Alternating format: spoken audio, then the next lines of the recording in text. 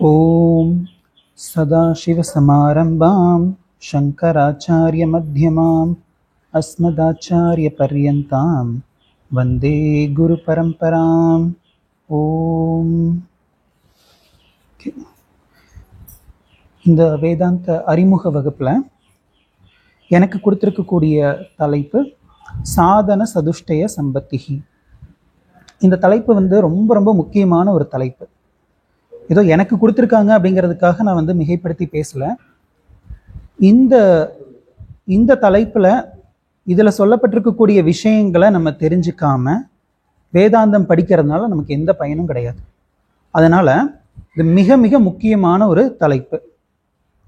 இப்போ இந்த தலைப்பை நம்ம புரிஞ்சுக்கிறதுக்கு முன்னாடி முகவுரையாக சில கருத்துக்கள் பார்க்க வேண்டியது இருக்கு. அது பார்த்துட்டு நம்ம சாதன சதுஷ்டய சம்பத்தினா என்னன்னு பார்க்கலாம். இப்போ இந்த உலகத்தில் எத்தனையோ ஜீவராசிகள் இருக்கு. இதில் மனிதர்கள் இன்பத்தையும் அனுபவிக்கிறாங்க, துன்பத்தையும் அனுபவிக்கிறாங்க. இப்போ இன்பத்தை அனுபவிக்கும் போது யாருமே நான் தொடர்ந்து சந்தோஷமா இருக்கேன், இதுக்கு ஏதாச்சும் பரிகாரம் இருந்தா சொல்லுங்கன்னு சொல்லி கேட்கறதில்ல. துன்பத்தையும் துயரத்தையும் அனுபவிக்கும் போது தான் பரிகாரம் கேட்குறாங்க. இதுக்கு என்ன பரிகாரம் அப்படின்னு கேட்குறாங்க. இப்போ எது துன்பம் அப்படின்னு பார்த்தா ஒவ்வொரு மனிதர்களுக்கும் ஒவ்வொரு விஷயம் துன்பமா இருக்கும். சில பேருக்கு அவங்களுடைய சொந்த பந்தங்கள், சில பேருக்கு அவங்க இருக்கக்கூடிய சூழ்நிலை, சில பேருக்கு அவங்க இருக்கக்கூடிய வீடு, இந்த மாதிரி ஒவ்வொருத்தங்களுக்கும் ஒவ்வொரு விஷயம் துன்பத்துக்கான காரணமா இருக்கும். இப்ப இதுதான் என்னுடைய துன்பத்துக்கு காரணம் அப்படின்னு ஒருத்தன் முடிவு பண்ணியிருக்கானா என்ன பண்ணுவான்? அதை மாற்றணும்னு முயற்சி செய்வான். இப்ப நான் தங்கியிருக்கிற வீடு தான் எனக்கு துயரத்துக்கு காரணம் அப்படின்னு முடிவு பண்ணிட்டா வீட்டை மாற்றுவான். அப்புறம் கணவன் மனைவி தான் பிரச்சனைனா அது மாத்துறது கொஞ்சம் கஷ்டம். அதை இப்போ மாத்துறாங்க. ஒருவனுக்கு ஒருத்திங்கிறதுல போயிடுச்சு, ஒரு ஃபேஷன் ஆயிடுச்சு. இப்போ ஒருத்தனுக்கு ஒருத்தி தானா அப்படிங்கிற மாதிரி எல்லாம் கேட்குறாங்க. கல்ச்சரே மாறிடுச்சு. இந்த மாதிரி எது பிரச்சனையா இருந்தாலும் மாத்திக்கலாம் அப்படின்னு சொல்லி அந்த சூழ்நிலையை மாத்துறதுக்கு முயற்சி செய்யறாங்க. நம்மளும் அந்த மாதிரி தான் பண்ணியிருப்போம். இப்போ இந்த மாதிரி அந்த சூழ்நிலைகள், வெளியே இருக்கக்கூடிய விஷயங்கள் ஒவ்வொன்றத்தையும் நம்ம மாத்துறதுக்கு முயற்சி செய்யும் போது இறைவன் அப்படிங்கிற தத்துவம், பகவானை நம்ம ஒரு கருவியா பயன்படுத்தி இந்த பிரச்சனைகளுக்கான தீர்வை பகவான் மூலமா அடையறதுக்கு முயற்சி செஞ்சோம் அப்படின்னா அப்ப நம்ம சமய வாழ்க்கையில இருக்கோம்னு அர்த்தம். இந்த சமய வாழ்க்கை அப்படிங்கிறது ஏதோ சாதாரண விஷயம் கிடையாது.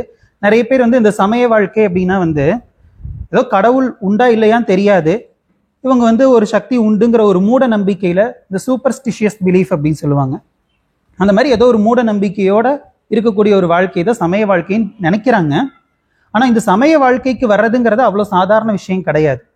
இப்போ நம்மளுடைய பிரச்சனைகளை நம்ம சரி செய்யறதுக்கு முயற்சி செய்யும் போது, நான் சரி செய்யறேன் அப்படின்னு சொல்லி நம்ம சரி செய்யறோம். இந்த முயற்சி எல்லா நேரத்திலையும் நமக்கு வெற்றியை கொடுக்கும்னு சொல்ல முடியாது. இப்போ நம்ம அகங்காரத்துக்குன்னு ஒரு சக்தி இருக்கு. அந்த சக்தியை பயன்படுத்தி ஒரு பிரச்சனையை நம்ம அந்த பிரச்சனைக்கான தீர்வுக்கு முயற்சி செய்யறோம். இந்த அகங்காரத்தாலேயே எல்லா விஷயத்தையும் சாதிச்சிட முடியாது. அதை மீறி ஒரு சக்தி தேவைப்படுது.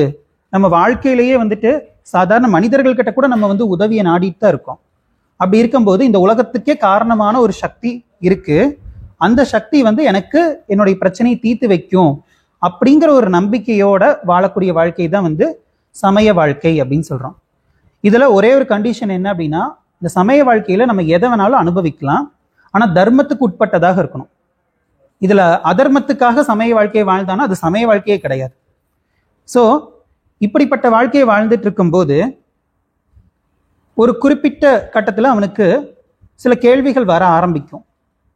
என்னன்னா, எனக்கு ஒரு விஷயம் பிரச்சனைன்னு சொல்லி முடிவு பண்ணி அந்த பிரச்சனைக்கான சொல்யூஷனை நான் பகவான் கிட்ட வேண்டி அந்த சொல்யூஷனை அடைஞ்சேன், அதை மாத்தினேன். இப்ப வீடு பிரச்சனை அப்படின்னா வீட்டை மாத்திட்டேன். அப்புறம் சுத்தி இருக்கிறவங்க ஏதோ ஒரு பிரச்சனை பண்றாங்கன்னா அதுக்கு தகுந்த மாதிரி நான் சூழ்நிலையை மாத்தினேன். இப்படி எத்தனை தான் நான் மாத்திட்டே இருக்கிறது? வீடு பிரச்சனைன்னு வேற வீட்டுக்கு போனா அங்க வேற விஷயம் எனக்கு பிரச்சனையா வருது. இப்படி பிரச்சனைக்கு மேல பிரச்சனை வந்துகிட்டே இருக்கே ஒழிய பிரச்சனை சரியாகவே மாட்டேங்குது. எத்தனை காலத்துக்கு தான் நான் இப்படியே பிரச்சனைக்கான தீர்வை தேடிட்டே இருக்கிறது அப்படின்னு யோசிக்கும் போது ஒரு விஷயம் புரியும், ஆட்டோமேட்டிக்கா புரிய வரும். என்னன்னா, பகவான் இந்த உலகத்துல பொறாமைக்குன்னு ஒரு பொருளை படைக்கல, கோவத்துக்குன்னு ஒரு பொருளை படைக்கல. இப்போ நமக்கு ஒருத்தங்க மேல கோபம் வருது அப்படின்னா அந்த மனிதர் வந்து கோபத்துக்கான ஒரு ஆப்ஜெக்ட் கிடையாது. ஒரு மனுஷங்க மேல எனக்கு பொறாமை வருது அப்படின்னா அவங்க வந்து பொறாமைக்கான ஒரு பொருள் கிடையாது. இப்போ அவங்க வந்து உண்மையிலேயே பொறாமைக்கான பொருள் அப்படின்னா யாரெல்லாம் அவங்க கிட்ட வர்றாங்களோ அவங்க எல்லாரும் அவங்கள பார்த்து பொறாமைப்படுவாங்க. பட் அந்த மாதிரி கிடையாது. நான் யாரை பார்த்து கோவப்படுறேனோ அவங்க மேல அன்பு செலுத்துறவங்க இருக்கத்தான் செய்யறாங்க. அவங்க மேல மரியாதை வச்சிருக்கிறவங்க, இந்த மாதிரி பல்வேறு உணர்வுகளை வந்து பல்வேறு மனிதர்கள் கொடுத்துட்டு தான் இருக்காங்க அவங்க மேல. அப்ப இதுல இருந்து ஒரு விஷயம் என்ன புரிய வருதுன்னா, அவங்கள நான் எப்படி பொருட்படுத்துறனோ அதை பொறுத்துதான் என்னுடைய இன்பமும் துன்பமும் இருக்கு அப்படிங்கிறது இதுல இருந்து நமக்கு தெரியுது. இப்ப இந்த உண்மையை வந்து ஒருத்தன் அறியும் போது அவன் என்ன புரிஞ்சுக்கிட்டான், நான் பொருட்படுத்தின விதம் தான் வந்து என்னுடைய பிரச்சனைக்கு காரணம் அப்படிங்கிறத புரிஞ்சுக்கிட்டான் இல்லையா? அப்ப எதை சரி செய்யணும்னு பார்ப்பான், இந்த மனசு, இந்த மனம் தான் என்னுடைய பிரச்சனைக்கு காரணம். அப்ப என்னத்தான் நான் சரி செய்யணும், நான் பார்க்கக்கூடிய விதம், பொருட்படுத்தக்கூடிய விதம் சரியாயிடுச்சு அப்படின்னா எனக்கு பிரச்சனை ஓவர். இப்படி ஒரு முடிவுக்கு வந்து இந்த மனசை பக்குவப்படுத்துறதுக்கான வழி என்ன அப்படின்னு தேடினானா அவன் வந்து ஆன்மீக வாழ்க்கை அப்படிங்கிற வாழ்க்கைக்குள்ள வர்றான். அப்பதான் வந்து ஆன்மீக வாழ்க்கைக்குள்ளே என்ட்ரி ஆகிறான். இப்படி ஆன்மீக வாழ்க்கைக்குள்ள என்ட்ரி ஆகும்போது அவனுக்கு சில கேள்விகள் வரும். என்னன்னா, இப்ப இது நாள் வரைக்கும் உலகத்தை பார்த்து இந்த உலகம் எனக்கு பிரச்சனைக்குரியது அப்படின்னு நான் நினைச்சிட்டு இருந்தேன். ஆனா எனக்கு தெரிஞ்சிருச்சு நான் பொருட்படுத்தினது தான் என்னுடைய பிரச்சனைக்கு காரணம்னு. அப்போ எதை நான் எப்படி பார்த்தேன், உலகம் ஆக்சுவலா எப்படி இருக்கு, உலகம் ஒன்றாக இருக்கு, நான் பொருட்படுத்தினது வேறொன்றாக இருக்கு. அப்போ உலகத்தினுடைய உண்மையான தன்மை தான் என்ன, இப்படி ஒரு கேள்வி வர்றதுக்கு வாய்ப்பு இருக்கு இல்லையா? அப்போ இப்படி பொருட்படுத்தினது எது, என்னுடைய மனசு. மனசு ஏன் இப்படி பொருட்படுத்தணும், அப்ப நான் யாரு, இப்படி ஒரு கேள்வி வரும் இல்லையா? இப்ப இந்த உலகத்துக்கு காரணமானவர் யார், அவர் எதுக்கு இந்த இடத்துல என்னை கொண்டு வந்து போட்டு இந்த உலகத்தை இப்படி பார்க்க வச்சார், இப்படியும் ஒரு கேள்வி வர்றதுக்கு வாய்ப்பு இருக்கு இல்லையா? அதுக்கப்புறம் என்னுடைய பிரச்சனை தான் என்ன, இந்த ஒரு கேள்வி. இந்த பிரச்சனைக்கான தீர்வு தான் என்ன, அந்த தீர்வு எதுல இருக்கு, இப்படி 6 விதமான கேள்விகள் வர்றதுக்கு வாய்ப்பு இருக்கு. இந்த 6 விதமான கேள்விகளுக்கும் பதில் எங்க இருக்கு அப்படின்னு பார்த்தோம்னா, இப்ப வந்து 1000 வருஷத்துக்கு முன்னாடி இந்தியாவை ஆட்சி செஞ்ச அரசர், அவரை பத்தி நம்ம தெரிஞ்சுக்கணும்னா எந்த புக்கை படிக்கணும், வரலாறு. அதே மாதிரி இந்த கேள்விகளுக்கெல்லாம் பதில் தெரியணும் அப்படின்னா தத்துவ விசாரம் அப்படிங்கிற ஒரு சப்ஜெக்ட்குள்ள நம்ம என்டர் ஆகணும். இப்போ அதை பத்தி நம்ம பார்க்க போறோம். தத்துவ விசாரம் அப்படின்னு சொல்லி எடுத்துக்கிட்டோம் அப்படின்னா நிறைய தத்துவ விசாரங்கள் இருக்கு. நம்ம சம்பிரதாயத்துல வந்து தரிசனம் அப்படின்னு சொல்லுவாங்க. தர்சனம் அப்படின்னா இப்ப கடவுளை வந்து நான் தரிசனம் பண்ணேன் இப்படி எல்லாம் சொல்றோம். தரிசனம்னா என்ன, பார்க்கறது. இப்ப இந்த கேள்விக்கான பதிலை பார்த்தார்கள், அதுதான் வந்து தர்சனம். அதை தத்துவம் அப்படின்னு சொல்றோம். விதவிதமான பதில்கள் இருக்கு. அதுல ஒரு பதில் தான் வந்து வேதாந்தம் தரக்கூடிய பதில். அதனுடைய அறிமுக வகுப்புல தான் நம்ம இன்னைக்கு இருக்கோம். சரி, தத்துவ விசாரம் சொல்லி வரும்போது அதுல முதலாக எடுத்துக்கொண்டு விசாரம் செய்யப்படக்கூடிய தலைப்பு என்ன அப்படின்னா புருஷார்த்தம். இங்க கொடுத்திருப்பாங்க, அடுத்த ஸ்லைட். புருஷார்த்தம். இந்த புருஷார்த்தம் அப்படிங்கிறது வந்து 2 வார்த்தைகள் வரும் இதுல, புருஷன் கூட்டல் அர்த்தம். புருஷன்னா கணவன் அப்படின்னு சொல்லி எடுத்துக்க கூடாது, கணவனும் புருஷன் தான். ஆனா புருஷன் அப்படின்னா மனிதர்கள் அப்படின்னு அர்த்தம். குறிப்பாக இங்க ஜீவர்கள், ஆனா குறிப்பாக இந்த இடத்துல வந்து நம்ம மனிதர்கள் அப்படின்னு சொல்லி எடுத்துக்கணும். அடுத்தது அர்த்தம். இந்த அர்த்தத்துக்கு நிறைய அர்த்தம் இருக்கு. இதுல இந்த இடத்துல என்ன அர்த்தம் அப்படின்னா இலக்கு அல்லது சாத்தியம் அப்படின்னு அர்த்தம். அப்போ புருஷன் அப்படின்னா மனிதர்கள், அர்த்தம் அப்படின்னா சாத்தியம் அல்லது இலக்கு. இதுதான் வந்து ஃபர்ஸ்ட் டாபிக். தத்துவ விசாரம்னு வரும்போது முதலாக எடுத்துக்கொண்டு விசாரம் செய்யப்படக்கூடிய தலைப்பு புருஷார்த்தம். சரி, எதுக்காக மனிதர்களுடைய இலக்குகளை பத்தி விசாரம் செய்யணும் அப்படின்னா மனிதர்களால மட்டும்தான் இலக்குகளை நிர்ணயம் செய்ய முடியும். எண்ணற்ற ஜீவராசிகள் இருக்கு. இந்த ஜீவராசிகள்ல எதுவுமே வந்து தனக்கு ஒரு எய்ம் அப்படின்னு சொல்லி வச்சிருக்கிறது கிடையாது. மனிதர்கள் மட்டும்தான் வந்து படைக்கப்பட்ட உயிரினங்களில் மனிதர்களால் மட்டும்தான் இலக்கை நிர்ணயம் செய்ய முடியும். இப்போ வந்து ஒரு நாய் இருக்கு அப்படின்னா அதுக்கு வந்து ஒரு குணம் இருக்கும். என்ன குணம்? நன்றி உணர்வு அப்படிங்கிற குணம். இந்த குணத்தோட தான் அது வாழ்நாள் முழுக்க வாழ்ந்தாகணும். இப்படிதான் ஒவ்வொரு மிருகங்களுக்கும். நம்ம வந்து சொல்ல முடியாது ஒரு 10 வருஷத்துக்கு முன்னாடி வந்து நாய் நன்றி உணர்வோட தான் இருந்துச்சு, இப்பெல்லாம் வந்து நன்றி உணர்வோட இருக்கிறது இல்லை, இப்படி நம்ம சொல்ல முடியாது. எங்க ஊர் பக்கம் இருக்கிற நாயெல்லாம் வந்து நன்றி உணர்வு இருக்காது, பூனைக்கு தான் நன்றி உணர்வு இருக்கும், இப்படி சொல்ல முடியாது. இல்லை இந்த மனுஷங்களை ஏமாத்திட்டே இருக்காங்க, இவங்க கிட்ட நன்றி உணர்வோட இருந்து எந்த பிரயோஜனமும் கிடையாது, இந்த மாதிரி எல்லாம் அது யோசிக்காது. ஆனா மனுஷங்க எப்ப வேணாலும் எப்படி வேணாலும் மாறுவாங்க. 10 நாள் வரைக்கும் இவனை மாதிரி ஒரு செல்ஃபிஷை நான் பார்த்ததே கிடையாது. ஆனா இன்னைக்கு வந்து இந்த அளவுக்கு மாறி இருக்கான், எனக்கு ஆச்சரியமா இருக்கு அப்படின்னு சொல்றோம். மகாத்மா காந்தியோடைய வாழ்க்கையை பார்க்கிறோம். அவர் வந்து ஹரிச்சந்திரன் நாடகம் பார்த்தாராமா, பார்த்ததுக்கு அப்புறம் அப்ப இருந்து வந்து பொய் பேசுறதே நிப்பாட்டிட்டாரு. இந்த மாதிரி நம்மளுடைய வாழ்க்கையில ஏதாவது ஒரு விஷயம் வந்து மிகப்பெரிய ஒரு திருப்பு முனையா அமைஞ்சு நம்ம வந்து பல குணங்களை வந்து மாத்திக்கிறோம். நம்மளுடைய வாழ்க்கையில நடக்கக்கூடிய சம்பவங்கள் நம்மளுடைய குணங்களை மாத்திக்கிறதுக்கு வந்துட்டு ஒரு முக்கியமான ஒரு விஷயமாக அமையுது அப்படி பார்க்கிறோம். அப்ப இப்படி இருக்குது அப்படின்னு சொல்லிட்டாலே, சாத்தியம் அப்படின்னு சொல்லிட்டாலே அங்க நிறைய வாய்ப்புகள் இருக்கு அப்படின்னு அர்த்தம். ஏன்னா நிறைய இருந்தா தான். இப்ப 2 காமிச்சு 2ல 1 தொடுங்கன்னு சொன்னா நம்ம தொட்டுருவோம். ஒரு விரல் காமிச்சு, ஒரு படத்துல இப்படிதான் பண்ணுவாங்க, இந்த 2ல 1 தொடு, இது உங்க அப்பா மாதிரி, சாய்ஸே கிடையாது அப்படின்னு சொல்லுவான். அப்ப இலக்குகள் அப்படின்னு சொன்னா அங்க சாய்ஸ், இலக்குகள் தேர்வு செய்ய முடியுது அப்படின்னாலே அங்க சாய்ஸ் இருக்குன்னு அர்த்தம். அப்போ இப்ப நமக்கு இந்த சனத்துல எத்தனை வாய்ப்புகள் இருக்கு. நம்ம இப்ப இங்க உட்கார்ந்துருக்கோம், என்னென்ன வாய்ப்புகள் எல்லாம் இருக்கு. இங்க இருந்து வெளியே போகலாம், இல்ல அங்க எங்கேயாச்சும் நிக்கலாம், இல்ல ரூம்ல போய் ரெஸ்ட் எடுக்கலாம், இல்ல வந்துட்டு கீழேயும் உட்காரலாம், அங்க நிக்கலாம், இங்க நிக்கலாம். இந்த மாதிரி நிறைய வாய்ப்புகள் இருக்கு. அதுல ஒரு விஷயத்த நம்ம தேர்வு செஞ்சு இங்க உட்கார்ந்துருக்கோம் இல்லையா. அந்த மாதிரி இலக்கு அப்படின்னு சொல்லிட்டாலே வந்து அங்க நிறைய வாய்ப்புகள் இருக்கும். இப்போ முதலாவது இந்த சாத்தியம் அப்படிங்கிறதுல முதலாவது லட்சணம் என்ன அப்படின்னா, நிறைய வாய்ப்புகள்ல எதை வேணாலும் நம்ம தேர்வு செய்யலாம், செய்யாமலும் இருக்கலாம். சாத்தியம் சொல்லி வரும்போது நம்ம தேர்வு செய்யலாம், செய்யாமலும் இருக்கலாம். இது முதல் லட்சணம். 2வது லட்சணம் வந்து எந்த ஒன்று சாதனத்தால் அடையப்படுகின்றதோ அதுதான் வந்து சாத்தியம் அப்படின்னு சொல்றோம். அப்ப வந்து இதுல இருந்து நம்ம ஒரு உண்மையை புரிஞ்சுக்கலாம். என்னன்னா, சாதனம் இல்லாம நம்ம வந்து சாதிக்கவே முடியாது. நிறைய பேர் வந்து நான் எதுவுமே பண்ண மாட்டேன், எனக்கு எல்லாம் கிடைக்கணும் அப்படின்னு சொல்லி நினைக்கிறாங்க. அதுக்கு வாய்ப்பே கிடையாதுங்கிறத நம்ம இந்த வாக்கியத்தை வச்சே புரிஞ்சுக்கலாம். எந்த ஒன்று சாதனத்தால் அடையப்படுகிறதோ அதுதான் சாத்தியம். இப்ப சாதனம் சொல்லி இன்னொரு விஷயத்தை நம்ம பார்த்துட்டோம் இல்லையா. அப்ப சாதனம்னா என்னன்னு பார்க்கலாம். ஏன்னா இது ரெண்டுமே வந்து ஒன்னோட ஒண்ணு சம்பந்தப்பட்டிருக்கு. அதனால சாதனம்னா என்னன்னு பார்த்துடலாம். சாதனத்துல முதலாவது லட்சணம், சாதனத்தை கண்டிப்பாக பயன்படுத்தி ஆக வேண்டும். அதாவது இதுதான் என்னோட இலக்கு அப்படின்னு சொல்லி நான் வந்து தேர்வு செஞ்சுட்டேன் அப்படின்னா, அந்த இலக்குக்கு எது சாதனங்களா இருக்கோ அதுல ஏதாவது ஒண்ணு நான் வந்து செலக்ட் பண்ணியே ஆகணும். இது முதலாவது லட்சணம். 2வது, எந்த ஒன்று என்னை சாத்தியத்திற்கு அழைத்து செல்கின்றதோ அது சாதனம். அடுத்தது 3வது, இந்த சாதனம் அப்படிங்கிறது வந்துட்டு பொதுவாகவே வந்து கூட்டமா இருக்கிறத நம்ம பார்க்க முடியும். இப்ப வந்து பசி ஆறணும் அப்படிங்கிறது என்னுடைய லட்சியம்னு வச்சுக்கலாம். அப்ப நான் என்ன பண்ணணும், சாப்பிடணும். வெறும் வெள்ளை சாப்பாடு மட்டுமா சாப்பிட்றோம், அதில் வந்து ரசம், தயிர், மோர், இந்த மாதிரி எத்தனையோ விஷயங்களை சேர்த்து தானே சாப்பிட்றோம். அது எல்லாமே எனக்கு சாதனமா இருந்திருக்கு. அதே மாதிரி இப்போ வந்து இங்க இருந்து நான் வந்து சென்னை போறேன் அப்படின்னா, கார்ல போறேன்னு வச்சுக்கிட்டா, பெட்ரோலு, டிரைவரு, கார் வந்து சாதனம், ஆனா பெட்ரோல் டிரைவரும் கூட தான் சாதனமா இருக்காங்க. இந்த மாதிரி சாதனம்ங்கிறது கூட்டமா இருக்கக்கூடியது. அடுத்தது 4வது வந்து இந்த சாதனம்ங்கிறது படிநிலையில இருக்கக்கூடியதை நம்ம பார்க்குறோம். இப்போ சென்னை போகணும் அப்படின்னா ஒரு 400 கிலோமீட்டர்னு வச்சுக்கலாம். ஒவ்வொரு கிலோமீட்டரா தான் நான் வந்து கடந்து போகணும். இந்த இடத்துல இருந்து அப்படியே வந்து சென்னைக்கு நான் ஜம்ப் ஆகிட முடியாது. அப்படி ஜம்ப் ஆனாலும் அதுவும் படிநிலை தான், கொஞ்சம் கொஞ்சமாக தான் நான் ஜம்ப் ஆக முடியும். அப்போ சாதனம்ங்கிறது படிநிலையில இருக்கக்கூடியது. இப்போ இது வரைக்கும் நம்ம என்ன பார்த்திருக்கோம்னா, இந்த புருஷார்த்தம்ங்கிற வார்த்தைக்கான அர்த்தம் தான் பார்த்திருக்கோம். இனி புருஷார்த்தம்னா என்னன்னு பார்க்கலாம். இந்த புருஷார்த்தங்களுக்குள்ள 4 விஷயங்கள் இருக்கு. அதாவது மனிதர்களுடைய இலக்குகள் அப்படிங்கிறதுல 4 விஷயங்கள் இருக்கு. மனிதர்களுக்கு எக்கச்சக்க இலக்குகள் இருக்கு. இப்படி எத்தனை இலக்குகள் இருந்தாலுமே அது அத்தனையும் வந்து 4 தலைப்புக்குள்ள சாஸ்திரத்துல கொண்டு வந்துடுறாங்க. அது வந்து தர்ம, அர்த்த, காம, மோட்சம் அப்படின்னு சொல்லி 4 சொல்றோம். இப்போ இதை பத்தின விளக்கம் வந்து சுருக்கமா பார்த்துட்டு நம்ம அடுத்த விசாரத்துக்கு போகலாம். இப்போ இது வந்து தர்ம, அர்த்த, காம, மோட்சம்னு இருந்தாலுமே நம்ம ஃபர்ஸ்ட் அர்த்தம், அதுக்கப்புறம் காமம், அதுக்கப்புறம் வந்து தர்மம் பார்த்துட்டு அப்புறம் மோட்சம் பார்க்கலாம். ஃபர்ஸ்ட் அர்த்தம் அப்படிங்கிறது என்னன்னா, ஏற்கனவே ஒரு இடத்துல அர்த்தம்ங்கிற வார்த்தையை பார்த்தோம்.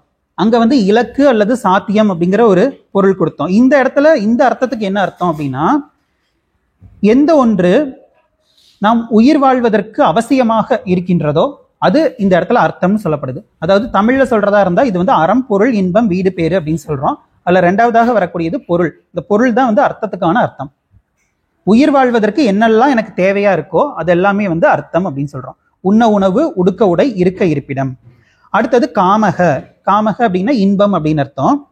அதாவது இந்த உயிர் வாழ்வதற்கு அடிப்படையான பொருள்கள் அது மட்டும் இருந்தாலே நான் சந்தோஷமா இருந்துருவேனா, எனக்கு அது மட்டுமே போதுமா அப்படின்னா கட்டாயம் அது பத்தாது.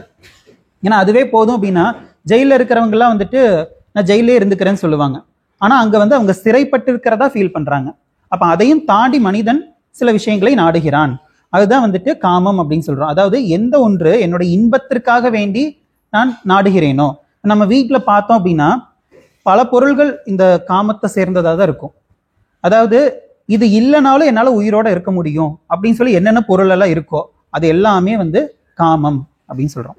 சரி, இப்போ மனிதனுக்கு இன்பம் வேணுங்கிறது தெரிஞ்சிருச்சு. இப்ப இன்பம் வேணும் அப்படின்னா என்ன பண்ணணும்னு கேட்டா பொதுவா எல்லாரும் என்ன சொல்லுவாங்கன்னா பணம் வேணும் அப்படிம்பாங்க, பணம் சம்பாதிக்கணும் அப்படின்னு சொல்லுவாங்க. ஆனா சாஸ்திரம் என்ன சொல்லுதுன்னா, நீ சம்பாதிச்ச பணம் வந்து உனக்கு சந்தோஷத்தை கொடுக்கறது கிடையாது.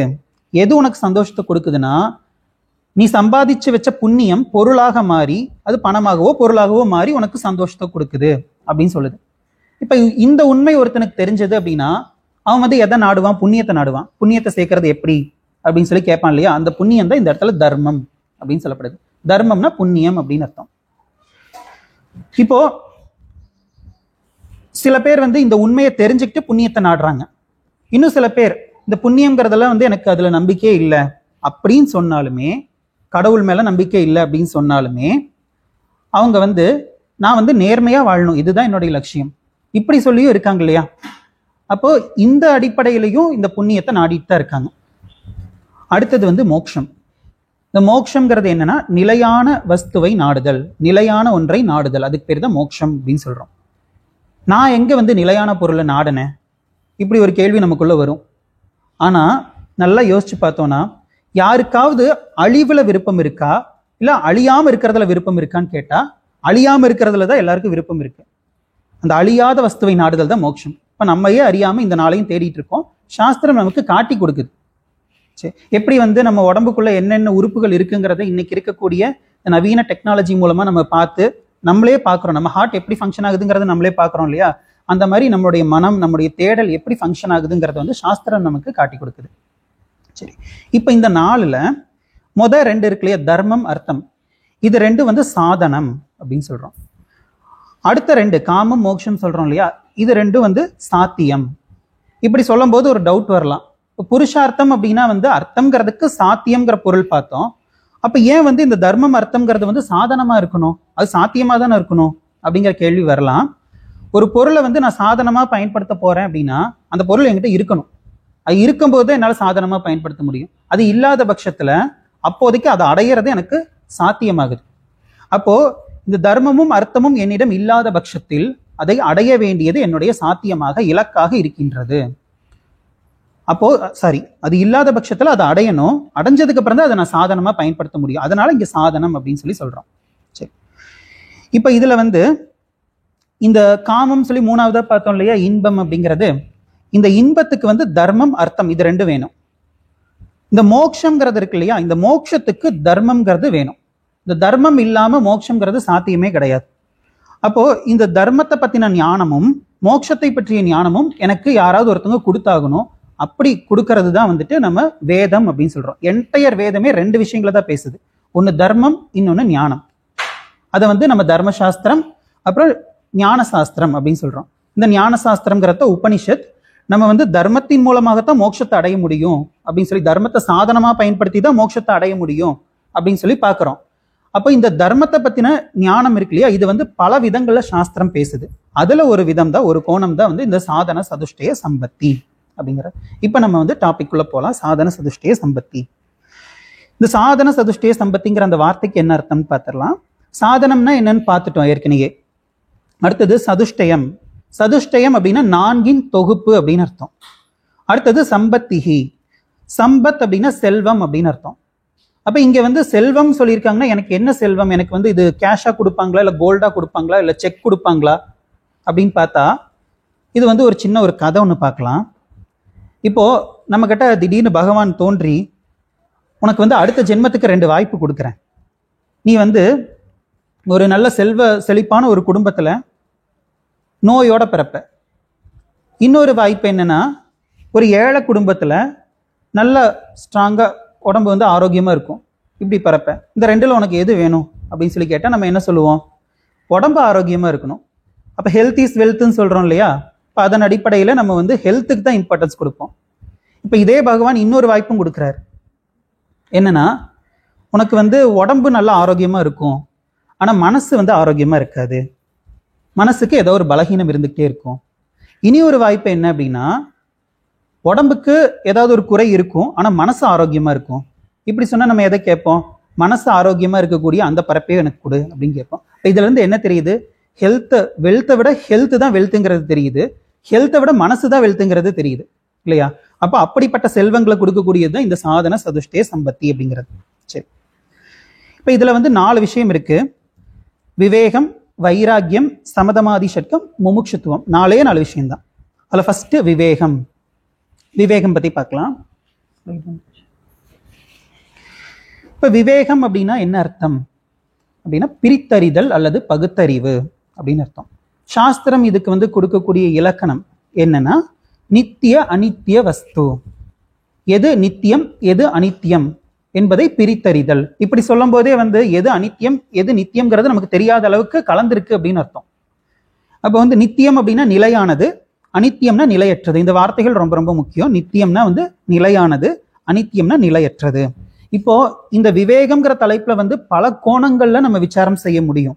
அதுல ஒரு கோணத்துல இப்போ நம்ம விசாரம் செய்யலாம். இப்ப நம்ம இதுக்கு முன்னாடி பார்த்த அந்த புருஷார்த்தங்கள் தர்ம அர்த்த காம மோட்சம் இதை மறுபடியும் எடுத்துக்கலாம். இதுல இந்த தர்ம அர்த்த காமம் அப்படிங்கிறது இருக்கு இல்லையா, இதுல நமக்கு கிடைக்கக்கூடிய இன்பம் எப்படிப்பட்டதாக இருக்கு, மோட்சத்துல நமக்கு கிடைக்கக்கூடிய இன்பம் எப்படிப்பட்டதாக இருக்கு அப்படிங்கிறத பார்க்கலாம். ஃபர்ஸ்ட் இந்த தர்ம அர்த்த காமம் மூலமா நம்ம அடையக்கூடிய இன்பம் இது அனித்தியத்துவம், அனித்தியமானதாக இருக்கு. நம்ம இந்த உலகத்துல அடையக்கூடிய எந்த ஒரு விஷயமாக இருந்தாலுமே சரி அது அனித்தியமானது தான். சில பேர் நித்தியமா இருக்கணுங்கிறதுக்காக நிலை சொத்துக்கள்னு சொல்லுவாங்க. இந்த அக்கௌண்ட்ஸ்ல எல்லாம் பார்த்தோம்னா பிக்சட் அசட்ஸ், பேரே நிலை சொத்துக்கள், அது நிலையா இருக்குமாமா. அப்போ இடம் அப்புறம் பில்டிங்கு இந்த மாதிரியான சொத்துக்கள் இதெல்லாம் நிலையான சொத்துக்கள் அப்படின்னு நினைச்சுக்கிறாங்க. ஏன்னா இவங்க சாகிற வரைக்கும் அது இருக்கும் கண்டிப்பா. அதனால இது நிலை சொத்துக்கள். அதுவும் நிலம்லாம் 1000 வருஷத்துக்கு இருக்கும். அதனால அதை வாங்கி போட்டோம்னா இவங்க ஏதோ பெரிய ஒரு விஷயத்த சாதிச்சுட்டு தான் நினைச்சுக்கிறாங்க. ஆனா கொஞ்சம் யோசிச்சு பார்க்கணும், வாங்கி போட்டு அடுத்த நாளே செத்து போயிட்டாங்கன்னா என்ன ஆகுறது இல்லையா? அப்போ ஒண்ணு அந்த பொருள் நித்தியமா இருக்காது, இல்ல இவங்க நித்தியமா இருக்க மாட்டாங்க. இவங்க நல்ல ஒரு பணக்கார குடும்பத்துல பிறந்துட்டு செத்து போய் அடுத்த நாளே ஏழை குடும்பத்துல பிறந்துட்டா என்ன ஆகுறது? நம்ம ஆச்சாரியார் எழுதின ஒரு புக்ல, இந்த அறிவியல் பார்வையில் மறுஜென்மம்ங்கிற புக்ல இந்த மியான்மர் அப்படின்னு நினைக்கிறேன், பர்மாக்கு இப்ப மியான்மர்னு பேரு. அங்க இந்த ஜப்பான்காரங்கெல்லாம் செத்து போய் அந்த நாட்டுல பிறந்துட்டாங்க. பிறந்துட்டு நீங்க எல்லாம் என்ன இப்படி இருக்கீங்கன்னு சொல்லிட்டு அங்க அவங்க வருத்தப்படுறது அந்த புக்ல பதிவு செஞ்சிருப்பார். அப்ப என்னன்னா இவங்களுக்கு ஜப்பான்ல இருக்கிறது பிடிச்சிருக்கு, இப்ப இவங்களுக்கு பிடிச்சிருக்குங்கிறதுனால இவங்க ஜப்பான்லயே பிறப்பாங்கன்னு என்ன நிச்சயம்? இப்ப அந்த மாதிரி நமக்கு ஏதாவது ஒன்று கிடைச்சிருக்கு அப்படின்னா அது நித்தியமா இருக்கணுங்கிற அவசியம் கிடையாது, அல்லது அதை அனுபவிக்கக்கூடிய நம்ம நித்தியமா இருக்க மாட்டோம். இது முதலாவது விஷயம். இப்போ நமக்கு லட்டு சாப்பிட்றதுக்கு நல்லா இருக்கும், தொடர்ந்து 10 லட்டு சாப்பிட முடியுமா நம்மளால? முடியாது. அப்போ எது நமக்கு சுகத்தை கொடுத்ததோ அதுவே நமக்கு துக்கத்தை கொடுத்துரும். இப்போ எந்த ஒரு விஷயமும் தொடர்ந்து எனக்கு இன்பத்தை தர முடியாது, இதை புரிஞ்சுக்கணும். ரெண்டாவது பலகீனத்துவம். ஒரு விஷயத்தை நம்ம தொடர்ந்து அனுபவிக்கும் போது, ஸ்வீட் சாப்பிட்டே இருந்தா நல்லா தான் இருக்கும், ஆனா பல்லு கெட்டு போயிடும். அது சாப்பிடக்கூடிய நம்மளுடைய அந்த இந்திரியங்கள் அது பலகீனமாகிறத நம்ம பார்க்குறோம். ஸோ இப்படிப்பட்ட தோஷங்கிறது இதுல இருக்கு. அடுத்தது அதிருப்திகரத்துவம். எதை அடைஞ்சாலும் திருப்திங்கிறது மட்டும் நம்ம அடையவே மாட்டோம். ஏன் அப்படின்னா ஒரு பொருளை காட்டிலும் அதிக இன்பத்தை தரக்கூடிய இன்னொரு பொருளுங்கிறது இந்த உலகத்துல இருந்துகிட்டே தான் இருக்கும். இப்போ நான் ஒரு வீடு வாங்கியிருக்கேன், வீடு வாங்கினதுக்கு அப்புறம் ரொம்ப சந்தோஷமா இருக்கும், பேங்க் பேலன்ஸ் பார்த்தா வருத்தமா இருக்கும் ஒண்ணு. இன்னொன்னு, என்னுடைய வீட்டை காட்டிலும் நல்லா இருக்கக்கூடிய இன்னொரு வீட்டை பார்த்துட்டேன்னா எனக்கு என்ன ஆகும்? இந்த மாதிரி நான் வீடு கட்டாம விட்டனே. அப்ப அதிருப்திங்கிறது ஏதோ ஒரு விதத்துல இந்த உலகத்துல அடையக்கூடிய விஷயங்கள் மூலமா எனக்கு வந்துகிட்டே தான் இருக்கும். அடுத்தது அடிமையாகுதல். இந்த அடிமையாகுதல் அப்படிங்கிறது நம்ம ஒரு பொருளை தொடர்ந்து பயன்படுத்தி பழகிட்டோம் அப்படின்னா அந்த பொருளுக்கு நம்ம அடிமையாயிருவோம், அது இல்லாம இருக்க முடியாது. நிறைய பேருக்கு காலையில எந்திரிச்சதுமே காஃபி குடிக்காம இருக்கவே முடியாது. அதுவும் பல்லு விளக்காம குடிச்சாங்க அப்படின்னா அதுக்கு பெட் காஃபின்னு பேர் வேற வச்சிருவாங்க ஸ்பெஷலா. இந்த மாதிரி ஒரு சிங்கிள் டீ சிங்கிள் காஃபி இது என்னை அடிமைப்படுத்துறதை நம்ம பார்க்குறோம். ஒன்று மனுஷங்களுக்கே மனுஷங்க அடிமையா இருக்காங்க, இந்த பிரிட்டிஷ் எல்லாம் நம்மளை அடிமைப்படுத்தினாங்க. இன்னொன்று இந்த மாதிரி சின்ன சின்ன விஷயங்களுக்கெல்லாம் அடிமையா இருக்கிறத நம்ம பார்க்குறோம். அடுத்தது லோப மூலம். லோபம் அப்படின்னா யாருக்கும் கொடுக்க மாட்டேன் அப்படிங்கிற ஒரு எண்ணம். இப்போ நான் அடையக்கூடிய பொருளே அனித்தியமானது. அப்படி இருக்கும்போது அது என்னை விட்டு போகுங்கிறது எனக்கே தெரியாது. அப்ப நான் இன்னொருத்தங்களுக்கு எப்படி கொடுப்பேன்? அப்ப அதை நானே வச்சுக்கணும் அப்படிங்கிற எண்ணம் தான் எனக்குள்ள இருக்கும். இப்ப யாருக்கும் பிரிச்சு கொடுக்க மாட்டேன். இப்படி பிரிச்சு கொடுக்காம இருக்கிறதுனால நமக்கு என்ன பிரச்சனை அப்படின்னா, நமக்கு இந்த பொருளை யாராச்சும் எடுத்துட்டு போயிடுவாங்களோங்கிற பயம் இருந்துகிட்டே இருக்கும். பயம் இருந்தால் நமக்கு நிம்மதி இருக்காது. ஸோ இப்படிப்பட்ட தோஷங்கள் எல்லாம் உண்டு இதுல. அதுவே மோட்சம் அப்படின்னு சொல்லி எடுத்துக்கிட்டோம்னா இதுல நம்ம அனுபவிக்கக்கூடிய இன்பம் வந்து அப்படியே இதுக்கு ஆப்போசிட். இதுல அனித்தியம் அப்படின்னு பார்த்தோம். அப்ப இது வந்து எப்படிப்பட்டது? நித்தியமானது. அடுத்தது இது வந்து இதுல பலகீனம் இருக்குன்னு பார்த்தோம். இது வந்து நமக்கு பலத்தை கொடுக்கக்கூடியது, குறைகள் எதுவுமே இல்லாதது. அடுத்தது வந்து அதிருப்திகரத்துவம் அப்படின்னு பார்த்தோம். இது வந்து திருப்தியை தரக்கூடியது. அடுத்தது இதுல வந்து அடிமையாகுதல்னு சொல்லி பார்த்தோம். இதுல வந்து இது நமக்கு விடுதலையை கொடுக்கக்கூடியது. அடுத்தது லோப மூலம் சொல்லி பார்த்தோம், யாருக்கும் நான் கொடுக்க மாட்டேன் அப்படிங்கிற ஒரு எண்ணம் சொல்லி பார்த்தோம். இதுல வந்துட்டு இந்த மோட்சம் மூலமா நமக்கு கிடைக்கக்கூடிய இன்பம் எப்படிப்பட்டது? மனம் வந்து விரிவடையும். எல்லாவற்றில் என்னையும் என்னில் எல்லாவற்றையும் நான் பார்ப்பேன். அப்ப எனக்கு எது துன்பத்தை கொடுக்குமோ அது மற்றவங்களுக்கும் துன்பத்தை கொடுக்கும். நான் வந்து மற்றவங்களுக்கு செய்யக்கூடிய நன்மை தான் எனக்கு செய்யக்கூடிய நன்மை. நான் மற்றவங்களுக்கு ஒரு தீமை செஞ்சேன்னா அது நான் எனக்கே செஞ்சுக்கக்கூடிய தீமை அப்படின்னு எனக்கு புரியும். அப்போ வந்து நான் இந்த உலகத்துல எப்படி இருப்பேன்? யாருக்கும் எந்த கெடுதலும் செய்ய மாட்டேன். இப்போ இதுதான் வந்துட்டு மோட்சத்தினால பலன். இப்போ இதே விஷயம் நம்ம லாஸ்டா வந்து மறுபடியும் இன்னொரு கோணத்துல நம்ம விசாரம் செய்ய போறோம். அதனால வந்து விவேகம் குறித்த விசாரம் வந்து நம்ம இதோட நிறைவு செஞ்சுட்டு இந்த விவேகம் அடைகிறதுக்கான உபாயம், அப்புறம் இந்த விவேகத்தினுடைய பலன் என்ன, இதை மட்டும் பார்த்துட்டு நம்ம ஃபர்ஸ்ட் செஷன் வந்து நம்ம நிறைவு செஞ்சுக்கலாம். இப்போ இந்த விவேகத்துக்கான உபாயம் என்ன அப்படின்னு பார்த்தா 3 விதமான உபாயங்கள் சொல்லப்பட்டிருக்கு. ஒன்று வந்து சுய அனுபவத்தை ஆராய்ச்சி செய்தல். இப்போ நம்ம எத்தனையோ பொருள்களை வந்து இதுதான் வந்து என்னுடைய லட்சியம் அப்படின்னு சொல்லி நம்ம அடையிறோம். அடைஞ்ச பொருள் நம்ம கண்ணு முன்னாடியே அழிஞ்சு போறதை நம்ம பார்க்குறோம். அல்லது இது வந்து சுய அனுபவம். இதுவே வந்து சில பொருள் நம்ம அப்படியே பார்த்தோம் இல்லையா, இந்த நிலம்லாம் வாங்கணும் அப்படின்னா அது அழியாமே இருக்கே அப்படின்னு சொல்லி நம்ம பார்க்குறோம். ஆனால் வரலாறுகளில் படித்து பார்த்தோம் அப்படின்னா இந்த குமரிக்கண்டம் சொல்லி ஒன்று சொல்கிறாங்க, அப்படியே கடலில் மூழ்கிடுச்சு. அப்புறம் எத்தனையோ இடங்கள்ல வந்து நிலநடுக்கம் வருது. இப்போ வந்து எத்தனையோ நாடுகளில் போரெல்லாம் நடந்து அகதிகளாக வந்து நாட்டை விட்டு வெளியேறாங்க. அப்போ அவங்களுடைய நிலம் அடுத்த செகண்டே இல்லாமல் போகுது. அதே மாதிரி வந்துட்டு இந்த துவாரகா அதுவும் வந்து கடலில் மூழ்கி இருக்கிறத இன்னைக்கு வரைக்கும் நம்ம பார்க்க முடியுது. அப்போ இந்த மாதிரி மற்றவங்களுடைய அனுபவங்களை வச்சும் நம்ம இந்த விவேகத்தை அடையலாம். குறிப்பாக வந்து நமக்கு வந்து இந்த உலகம் நிலையற்றதுங்கிற அறிவு நமக்கு இந்த விவேகத்தின் மூலமாக வரணும். இந்த அனுபவங்களை வந்து வெறும் அனுபவம் மட்டுமே நமக்கு அறிவு ஆயிராது. அனுபவத்தை ஆராய்ச்சி செய்யும் போது தான் நமக்கு அறிவு வரும். பரீட்சைலோகான் கர்மச்சிதான் அப்படின்னு சொல்லி ஒரு உபனிஷத்துல வரும். அனுபவங்களை ஆராய்ச்சி செய்யணும். ஆராய்ச்சி செய்யும் போது தான் நமக்கு அறிவு உண்டாகும். இப்படி வந்து நம்முடைய அனுபவத்தை ஆராய்ச்சி செய்தும் நம்ம வந்து அடையலாம். பிறருடைய அனுபவத்தை ஆராய்ச்சி செய்தும் வரலாறுகளில் படிச்சும் நம்ம வந்து எத்தனையோ வரலாறுகளில் வந்து நம்ம எத்தனையோ அரசாங்கங்கள் பார்க்குறோம். பிரிட்டிஷ் எல்லாம் வந்துட்டு உலகத்தையே ஆட்சி செஞ்ச ஒரு அரசாங்கம். கடைசியில் அதனுடைய நிலைமை இன்னைக்கு எப்படி இருக்கு? எகிப்து உலக வல்லரசா இருந்த ஒரு நாடு இன்னைக்கு வந்து ஏழ்மை நாடாக இருக்கு. இப்படியெல்லாம் வந்து நம்ம பல விஷயங்கள் வந்து வரலாறு மூலமா தெரிஞ்சுக்க முடியும். அடுத்தது 3வது வந்து ஸ்மிருதி. ஸ்மிருதி அப்படின்னா சாஸ்திரம், வேதம். சரி, ஸ்ருதிக்கு பதிலாக ஸ்மிருதின்னு சொல்லிட்டேன்னா ஸ்ருதி ஆக்சுவலா தப்பா டைப் ஆயிடுச்சு. ஸ்ருதி அதாவது வேதம் வந்து இந்த உலகம் அனித்தியம் அப்படிங்கிற ஞானத்தை வந்து நமக்கு டைரக்டா கொடுக்காது. ஏன்னா வேதம் நமக்கு தெரியாத விஷயத்தை தான் சொல்லும். அது வந்து எப்படி சொல்லுது அப்படின்னா, பரலோகம் சொல்லி நீ வந்து அங்க சொர்க்கம் போகணும்னு சொல்லி எல்லாம் விரும்புறையே, அந்த பரலோகம் வந்து அனித்தியமானது அப்படின்னு சொல்லுது. எப்படி அனித்தியமானதுன்னா, நீ வாழக்கூடிய உலகம் இருக்கே, இந்த உலகம் எப்படி அனித்தியமானதோ அதே மாதிரி பரலோகம்ங்கிறதும் அனித்தியமானதுன்னு சொல்லுது. அப்ப இதுல இருந்து நம்ம என்ன தெரிஞ்சுக்கலாம்னா, இந்த உலகம் அனித்தியமானதுங்கிறத உன்னுடைய அனுபவத்தை வச்சே நீ தெரிஞ்சுக்கோன்னு சொல்லி சாஸ்திரம் சொல்லாம சொல்லுது. இதை நம்ம புரிஞ்சுக்கணும். ஏன்னா நமக்கே தெரியுதே, இதை வந்து வேதம் நமக்கு சொல்லிக் கொடுக்கணுங்கிற அவசியம் கிடையாது. அதனாலதான் வந்து பரலோகம் பத்தி தான் நமக்கு தெரியாது. அதனால அது அனித்தியமானதுங்கிறத வந்து சாஸ்திரம் சொல்லுது. எதை போல அது அனித்தியமானதுன்னா, நீ வாழக்கூடிய இந்த உலகம் எப்படி அனித்தியமானதோ அது போல அதுவும் அனித்தியமானதுங்கிறத புரிஞ்சுக்கோ அப்படின்னு சொல்லுது. ஸோ இப்படி வந்து 3 விதமான உபாயங்களின் மூலமாக நம்ம வந்து விவேகத்தை அடையலாம். அடுத்தது இதனுடைய பலன் என்ன அப்படின்னா, நம்ம வந்து இந்த சாதன சதுஷ்டயம்னு 4 விஷயம் பார்த்தோம் இல்லையா. ஒன்று விவேகம், அப்புறம் வைராக்கியம், அப்புறம் சமதமாதி ஷட்கம், அப்புறம் 4வது வந்து முமுட்சுத்துவம் பார்த்தோம். இதுல அடுத்த சாதனையாக இருக்கக்கூடிய வைராக்கியம், அது அப்புறம் கடைசி சாதனையாக இருக்கக்கூடிய முமுட்சுத்துவம், இந்த 2க்கும் விதையாக இருப்பதே இந்த விவேகம்தான். எப்படின்னா, நம்ம வந்து நிலையானது நிலையற்றது பற்றிய அறிவை அடைவது தான் விவேகம் அப்படின்னு சொல்லி பார்த்தோம். இந்த நிலையானதை நாடுதல் அதுதான் முமுட்சுத்துவம். நிலையற்றதை தவிர்த்தல் அதுதான் வந்து வைராக்கியம் அப்படின்னு சொல்லி நம்ம பார்க்க போறோம். இந்த விவேகத்தை தொடர்ந்து அடுத்ததாக வரக்கூடிய சாதனை வந்து வைராக்கியம் அப்படின்னு பார்க்குறோம். இப்போ வைராக்கியம் அப்படின்னு சொன்னதுமே நம்ம பொதுவாக அதை வந்து எப்படி புரிஞ்சு வச்சிருக்கோம் அப்படின்னா பிடிவாதம் அப்படின்னு புரிஞ்சு வச்சிருக்கோம். ஆனால் வைராக்கியத்தினுடைய உண்மையான பொருள் அது கிடையாது. வைராக்கியம் அப்படின்னா விருப்பு வெறுப்பு இன்மை, பற்றின்மை, அதுதான் வந்து வைராக்கியம் அப்படின்னு சொல்றோம். இப்போ முதல் சாதனையான இந்த விவேகம், இந்த விவேகம் பற்றிய ஞானம் நமக்கு வந்துருச்சு அப்படின்னா நமக்கு உடனே வர வேண்டிய பாவனை என்ன அப்படின்னா விலகுதல் அப்படிங்கிற பாவனை வரணும்.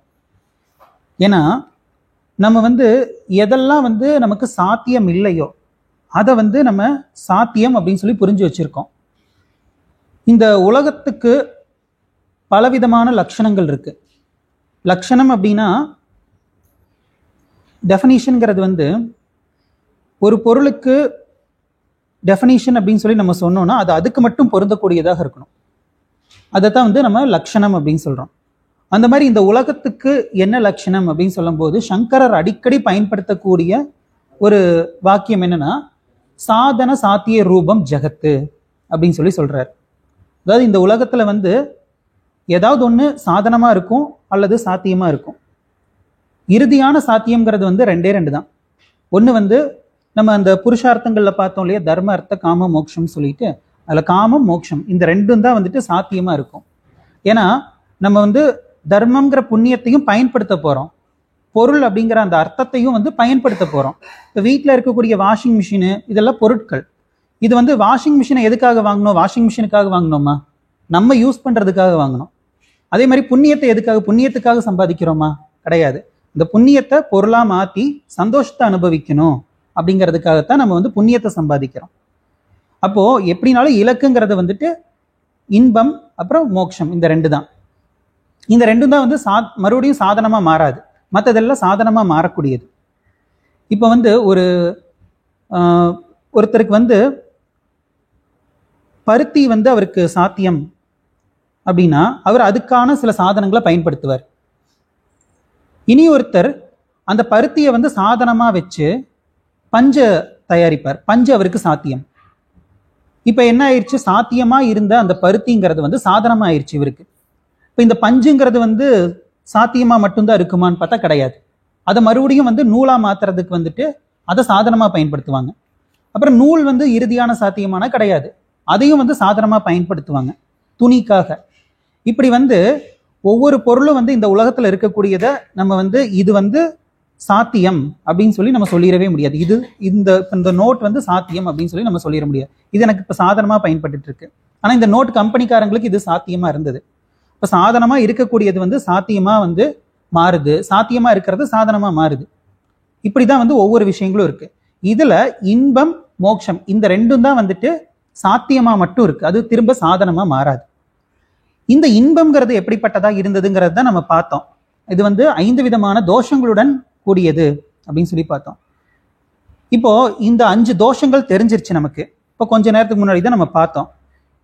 இப்போ இது தெரிஞ்சதுமே நம்ம வந்து இந்த உலகம் அனித்தியம் சொல்லி எதையுமே நாடாம இருப்போமா? இப்போ உங்க பேருக்கு வந்து ஒரு பங்களா எழுதி கொடுக்குறேன் அப்படின்னு சொன்னா ஐயோ அதெல்லாம் இந்த 5 தோஷங்களுடன் கூடியது, எனக்கு வேண்டாம் அப்படின்னு சொல்லுவோமா? நம்ம எனக்கு முதல்ல எழுதி வச்சுட்டு அதுக்கப்புறம் நீங்க வேற வேலை பாருங்க அப்படின்னு சொல்லிடுவீங்க.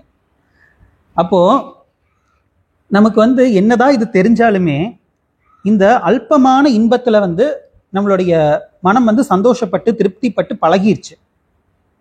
இதுல இருந்து நம்ம மாறணும். இந்த இன்பம்ங்கிறது வந்து அனித்தியமானது அப்படிங்கிறது வந்து நமக்கு முழுமையா தெரியணும். அப்போ நமக்கு வந்து இந்த பற்றின்மை அப்படிங்கிற அந்த ஒரு பாவனை நமக்குள்ள வரணும். இது வந்து ஒரு செயல் கிடையாது. இப்ப நான் வந்து எழுதுறேன், படிக்கிறேன், பேசுறேன் இப்படி சொல்லலாம். நான் வைராக்கியம் பண்ணிட்டு இருக்கேன்னு சொல்லி எல்லாம் சொல்ல முடியாது. இந்த வைராக்கியம்ங்கிறது வந்து படிப்படியா நமக்குள்ள வர வேண்டிய ஒரு பக்குவம்.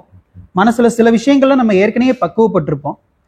சில பேர் வந்து நம்மளை வந்து ரொம்ப உதாசீனப்படுத்தி இருப்பாங்க, இவங்க வீட்டுக்கே நான் போக மாட்டேன் அப்படின்னு சொல்லுவோம். இது ஒரு வித பக்குவம். ஆனா இது வந்து வைராக்கியம் அப்படின்னு சொல்லிட முடியாது. ஒரு உதாரணத்துக்காக சொன்னேன். அப்போ ஏன் இப்போ பற்று வச்சா இப்போ என்னதான் பிரச்சனை? ஏன் பற்று வச்சா வந்துட்டு எனக்கு அது மூலமா இன்பம் கிடைக்குது இல்லை? நமக்கு என்ன தோணும்னா, இப்ப நிலையானதை பிடிச்சிக்கோப்பா, நிலையற்றதை விற்று அப்படின்னு சொன்னா அது நிலையற்றதுங்கிறதுனால தான் நான் பிடிச்சிட்டு இருக்கேன்னு சொல்லுவோம். ஏன்னா நிலையானது என்னைக்குமே இருந்துகிட்டே இருக்கும், நிலையற்றது நான் விட்டா போயிடும். அப்ப எனக்கு இதுதான் இப்ப வேணும் அப்படின்னு சொல்லி தான் நம்ம சொல்லுவோம். நம்ம மனசு வந்து இப்படிதான் பக்குவப்பட்டு பழகி இருக்கு. ஆனா அது அழிஞ்சிருச்சு அப்படின்னா நமக்கு சோகம் வரும் இல்லையா? அதனாலதான் பற்று கூடாது அப்படிங்கிறது. சரி, இப்போ சாஸ்திரம் வந்து இதுக்கு கொடுக்கக்கூடிய இலக்கணம் என்ன அப்படின்னா, இக அமுத்ரே போகே விராக்கக, இக அமுத்திர போகே விராக்கக. இக அப்படிங்கிறது இகலோகம், இந்த உலகத்துல நம்ம பார்க்கக்கூடிய அப்புறம் அறிந்த விஷயங்கள், அதுல இருக்கக்கூடிய அந்த இன்பம் நமக்கு வந்து யூஸ்வலாவே வந்து பாம்பு பள்ளி இது மேல எல்லாம் பற்றின்மைங்கிறது இருக்கு. யாராச்சும் நான் பள்ளியை விரும்புறேன்னு சொல்லுவாங்களே? யாரும் சொல்ல மாட்டாங்க. அப்போ எது வந்து எனக்கு இன்பத்தை கொடுக்குமோ அது வந்து அறிவுபூர்வமா நம்ம புரிஞ்சுக்கணும். இது நிலையான இன்பத்தை எனக்கு கொடுக்காது. இந்த 5 தோஷங்கள் பார்த்தோம் இல்லையா, அந்த 5 தோஷங்கள் இதுல இருக்குங்கிறத புரிஞ்சுட்டு நம்ம விலகணும். இந்த மாதிரி நம்ம பார்த்த பொருட்கள், அப்புறம் சில பேர் மூலமா நம்ம கேட்டிருப்போம், நாங்க ஃபேமிலியா வந்து டூர் போனோம், அந்த ஊர்ல சூப்பரா இருந்துச்சு, அங்க ஃபால்ஸ் எல்லாம் இருந்துச்சு, இப்படி எல்லாம் சொல்றாங்கன்னா உடனே நமக்கு அது மேல ஒரு ஆசை வரும். இப்போ இதுலயும் நமக்கு பற்றின்மைங்கிறது வரணும். அப்ப எதையுமே அனுபவிக்கவே கூடாதா அப்படின்னு தோணும். எதை வேணாலும் அனுபவிக்கலாம், ஆனா அதனுடைய ரியாலிட்டி என்னங்கிறத புரிஞ்சுட்டு அனுபவிக்கணும். இதுதான் பற்றின்மை. எதையும் அனுபவிக்க கூடாதுன்னு கிடையாது. இதனுடைய தன்மை இப்படிப்பட்டது. நான் ஒரு வீடு வாங்கினேன் அப்படின்னா அந்த வீட்டுடைய கண்டிஷன் அது எப்ப வேணா என்ன வேணா ஆகலாம். திடீர்னு என்னை வந்து யாராச்சும் ஏமாத்தலாம், சொத்து வந்து மாத்தி எழுதி வாங்கிக்கலாம், என்ன வேணா பண்ணலாம், இல்ல நிலநடுக்கம் வரலாம், என்ன வேணா ஆகலாம், அத்தனைக்கும் பாசிபிள் இருக்கு. அதை வந்து நான் வந்து ஏத்துக்கணும். இப்படி ஒரு மனப்பக்குவம் நமக்கு வரணும். இதுதான் வந்து பற்றின்மை. சரி, அப்புறம் அமுத்ரே அப்படிங்கிறது பரலோகம். நிறைய பேருக்கு வந்துட்டு இந்த உலகத்துல இருந்து பல விஷயங்கள் வந்து பரலோகத்துக்கு போறதுக்காக பண்ணிட்டு இருப்பாங்க. சில மதங்கள் எல்லாம் வந்து பரலோக ராஜ்யம் சமீபத்திருக்கிறது இப்படி எல்லாம் வந்து சொல்றாங்க. அப்போ பரலோகத்தின் மீது நிறைய பேருக்கு ஆசை இருக்கு. இப்ப இதையும் வந்து நம்ம விடணும் அப்படின்னு சொல்லப்படுது. போகே அப்படின்னா இன்பம், விராகம் அப்படின்னா பற்றின்மை. இந்த இக அமுத்திர போகே விராகக.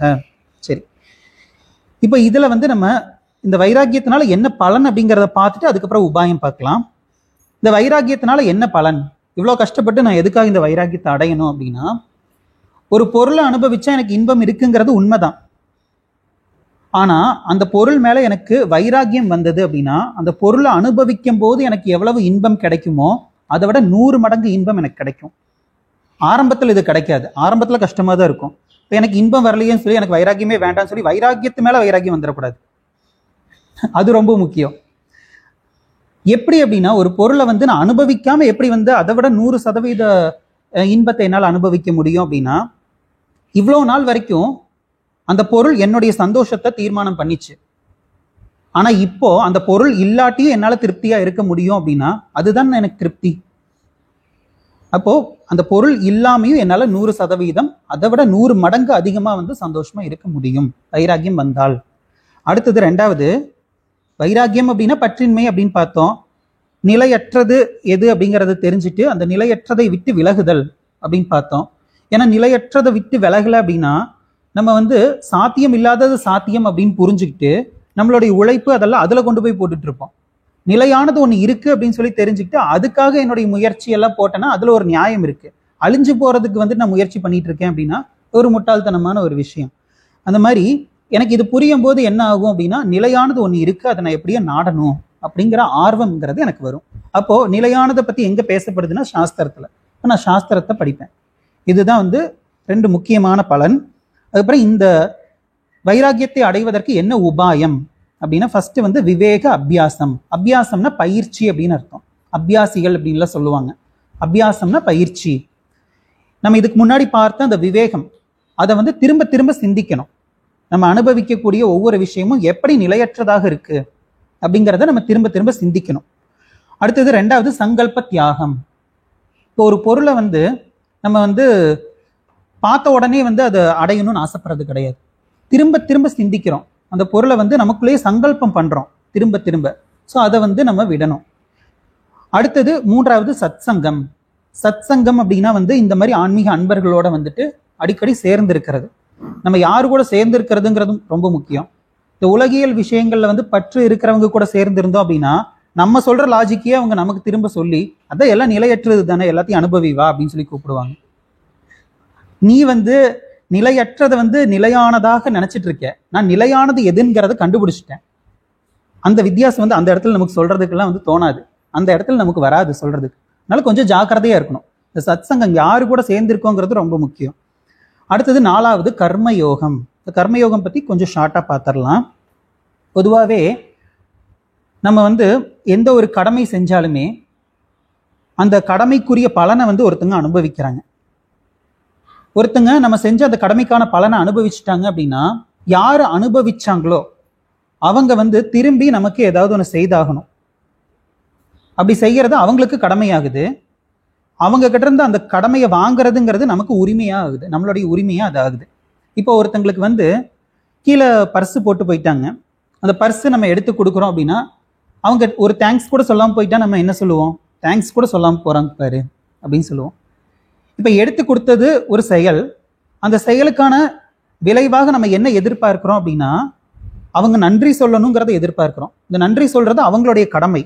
இப்போ அந்த கடமையை வந்து அவங்க செய்யலை, நான் எதிர்பார்க்கிறேன், அவங்க கிட்ட இருந்து அந்த உரிமையை எதிர்பார்க்கிறேன், ஏன்னா அதுக்கான ரைட்ஸ் என்கிட்ட இருக்கு. அது அவங்க செய்யலை அப்படின்னா எனக்கு வந்து இனிமே நான் வந்து யாருக்கும் எந்த உதவியும் செய்ய மாட்டேன் அப்படின்னு முடிவு பண்றோம். இப்போ இந்த மாதிரி அன்றாட வாழ்க்கையில வந்து நம்ம நிறைய பேருக்கு கடமை செய்ய வேண்டியது இருக்கு. ஃபேமிலி, அம்மா அப்பா அண்ணன் தங்கச்சி, இந்த மாதிரி பல பேருக்கு வந்து கடமை செய்ய வேண்டியது இருக்கு. யாருக்கு நம்ம அந்த கடமையை செய்யறோமோ அவங்க மேல விருப்போ வெறுப்போ இருந்துச்சுன்னா அதன் அடிப்படையில தான் நம்ம கடமையை செய்யறோம். அப்படி இல்லாம பகவானுக்காக நான் கடமையை செய்யறேன் அப்படின்னு சொல்லி என்னுடைய பாவனையை நான் மாற்றும் போது அவங்க எப்படி ரியாக்ட் பண்ணாலும், அவங்க நன்றி சொன்னாலும் சரி சொல்லாட்டியும் சரி, எப்படி ரியாக்ட் பண்ணாலுமே அந்த கடமைக்கான உரிமையை தர வேண்டியது பகவானுடைய கடமையாயிருது. இப்போ அது கட்டாயம் கொடுத்து தானே ஆகணும் பகவான். ஸோ இந்த பாவனையோட செய்யும் போது யார் மேலேயும் எனக்கு விருப்பு வெறுப்பு வராது. இதுதான் வந்து கர்மயோகம் பற்றின ஒரு சுருக்கமான விளக்கம். சரி, இதோட வந்து வைராக்கியம் பற்றின விசாரத்தை நம்ம நிறைவு செய்யலாம். இதுக்கப்புறம் மிகப்பெரிய ஒரு டாபிக் வருது, சமதமாதி ஷட்கம். சாஸ்திரம் வந்து கொஞ்சம் ஏமாத்திருச்சு நம்மளை. எப்படின்னா 4 தகுதிகள் அப்படின்னு சொல்லி காட்டிட்டு இதுக்குள்ள 6 தகுதிகளை வச்சிருச்சு. மொத்தமே 4, இதுக்குள்ள மட்டும் 6. அதாவது இந்த குழந்தைங்களுக்குலாம் சோறு ஊட்டும் போது நம்ம வந்து 4 வாய் தான் அப்படின்னு சொல்லிட்டு வாய் 1, 2வது வாய் 2, 3வது வாய் மட்டும் 3 3 3 3 6 தடவை ஊட்டினா எப்படி இருக்கும்? அந்த மாதிரி சாஸ்திரம் வந்து கொஞ்சம் ஏமாத்திருச்சு. இதுல 6 தகுதிகள் இருக்கு. இந்த 6 தகுதிகள் இன்ட்ரெஸ்டிங்கான தகுதிகள், நம்ம பார்க்கலாம். சமதமாதி அப்படின்னா சமம் தமம், ஆதி அப்படின்னா முதலிய அப்படின்னு அர்த்தம். சமம் தமம் முதலிய, ஷட்கம்னா 6 நற்பண்புகள். இப்போ சமம் தமம் முதலிய 6 நற்பண்புகள் தான் நம்ம பார்க்க போறோம். இதுல ஃபர்ஸ்ட் சமம். ஷமக அப்படின்னா மனக்கட்டுப்பாடு அப்படின்னு அர்த்தம். அதாவது இந்த மோட்சம் அப்படிங்கிறது இருக்கு இல்லையா, இது வந்து நம்ம மனசுல நடக்கக்கூடிய ஒரு விஷயம். ஞானம் அடையிறதுக்கு வந்து பிரதானமான கருவி வந்து என்னன்னா மனம். எப்படி வந்து பாத யாத்திரை போகணும் அப்படின்னா கால்கள் வந்து கருவியா இருக்கும், பிரதானமான கருவி கால் தான். அந்த மாதிரி வந்து ஞானம் அடையணும்னா அதுக்கு பிரதானமான கருவியா இருக்கக்கூடியது இந்த மனம். இந்த மனம் வந்து சஞ்சலத்தோடையே இருந்தது அப்படின்னா இந்த ஞானத்தை வந்து ரிசீவ் பண்ண முடியாது. இப்போ உங்களுடைய ஃபேமிலி ப்ராப்ளம்ஸ் எல்லாம் இப்போ யோசிச்சுட்டு இருக்கீங்கன்னா நான் என்ன சொல்றேங்கிறது உங்களுக்கு கேட்காது. காதுல எல்லாம் போயிட்டு தான் இருக்கும், ஆனா மனசு வந்து அதை கிரகிக்காது. எப்பயுமே வந்து நம்ம கண்ணு முன்னாடி எத்தனையோ பொருள் இருக்கு, எந்த பொருளை வந்து நம்ம பார்க்கும்போது நம்ம மனசும் அதோட சேர்ந்து இருக்கோ அந்த பொருளை தான் நம்ம கவனிச்சிருப்போம். அப்ப எந்த ஒரு விஷயத்த வந்து நம்ம கிரகிக்கிறதாக இருந்தாலுமே மனம் வந்து அதுல ஒன்று இருக்கணும், அது ரொம்ப முக்கியம். அப்ப இந்த மனம் வந்து சஞ்சலத்தோட இல்லாம எண்ணங்கள் தோன்றும் போதே, ஏன்னா நம்ம எந்த செயல் செய்தாலுமே ஃபர்ஸ்ட் எண்ணங்கள் தோன்றி அதுக்கப்புறமா தான் நம்ம செயல் செய்யறோம். இந்த எண்ணங்கள்லயே கொண்டு வர வேண்டிய டிசிப்ளின் தான் வந்துட்டு சமக அப்படின்னு சொல்றோம். இப்போ இதுல நம்ம பார்க்குறோம், இந்த மனம் வந்து எப்பயுமே புத்தியின் பிடியில தான் இருக்கணும். ஏன்னா புத்தி தான் வந்து செயல்படுபவன், கர்த்தாவாக இருப்பவன். செயல்படுபவன் அப்படின்னா கர்த்தா. இந்த கர்த்தாங்கிற வார்த்தையை நம்ம அடிக்கடி பயன்படுத்துவோம், அதனால அதை புரிஞ்சுக்கணும்.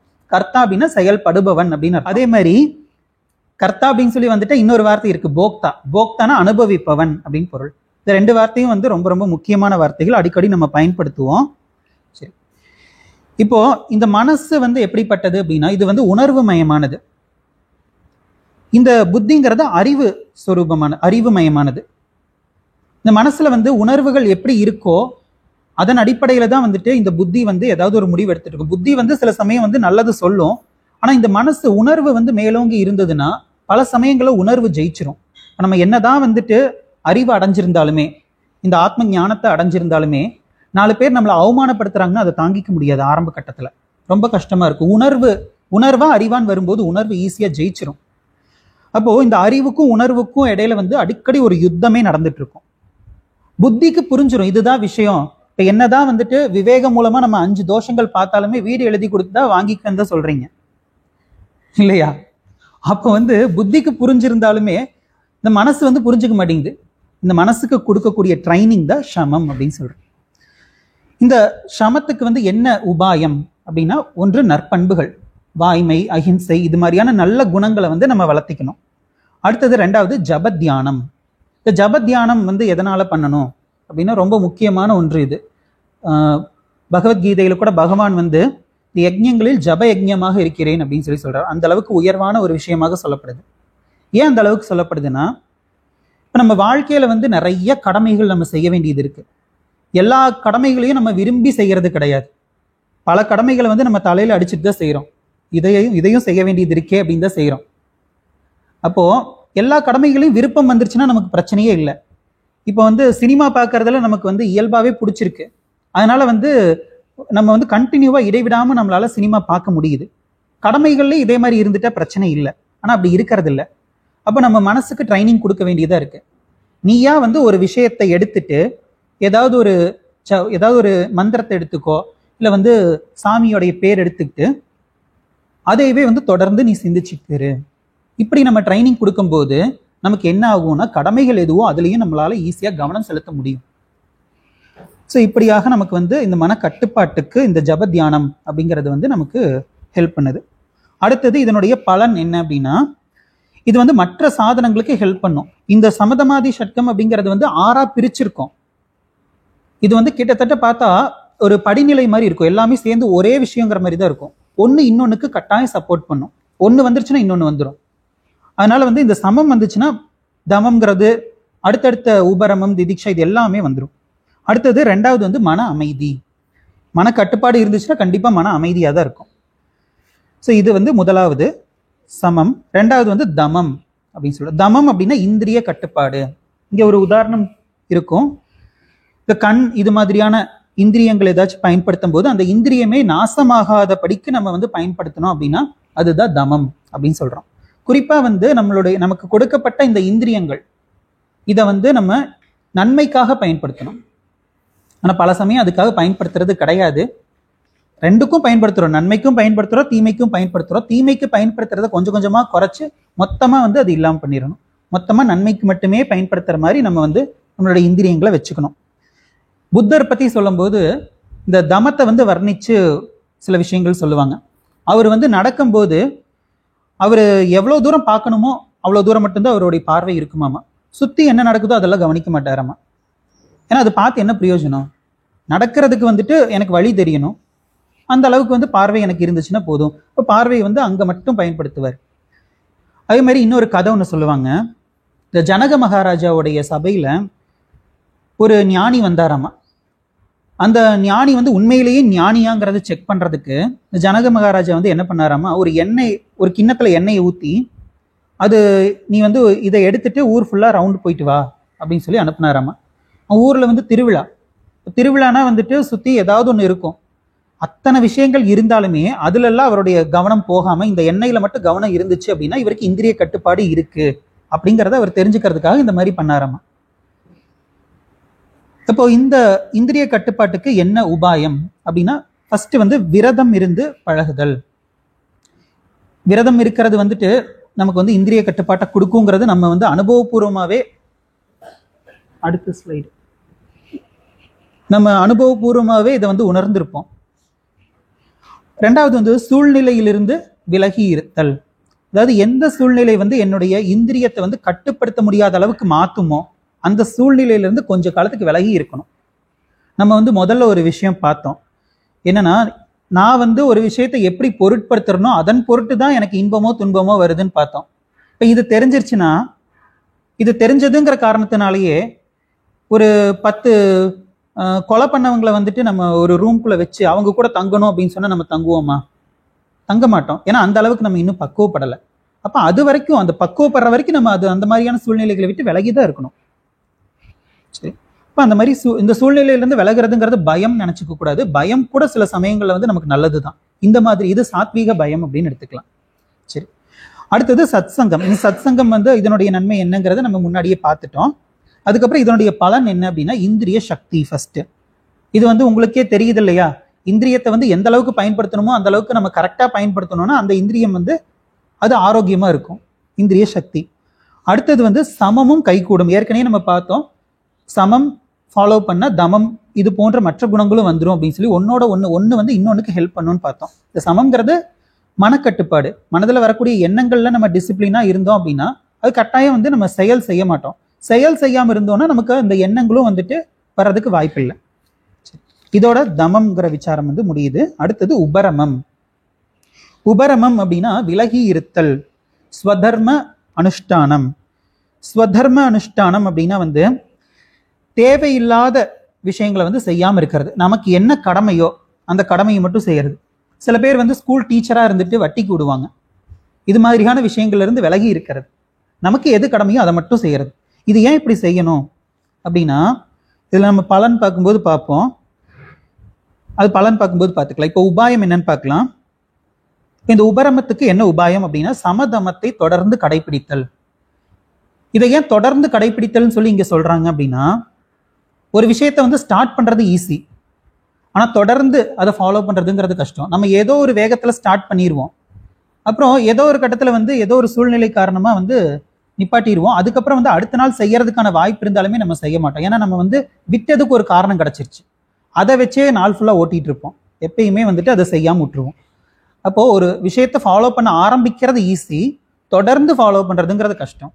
அதனால இதை வந்து தொடர்ந்து ஃபாலோ பண்ணணுங்கிறதே ஒரு உபாயமாக சொல்லியிருக்காங்க. அடுத்தது வந்து கவனமாக இருக்கிறது.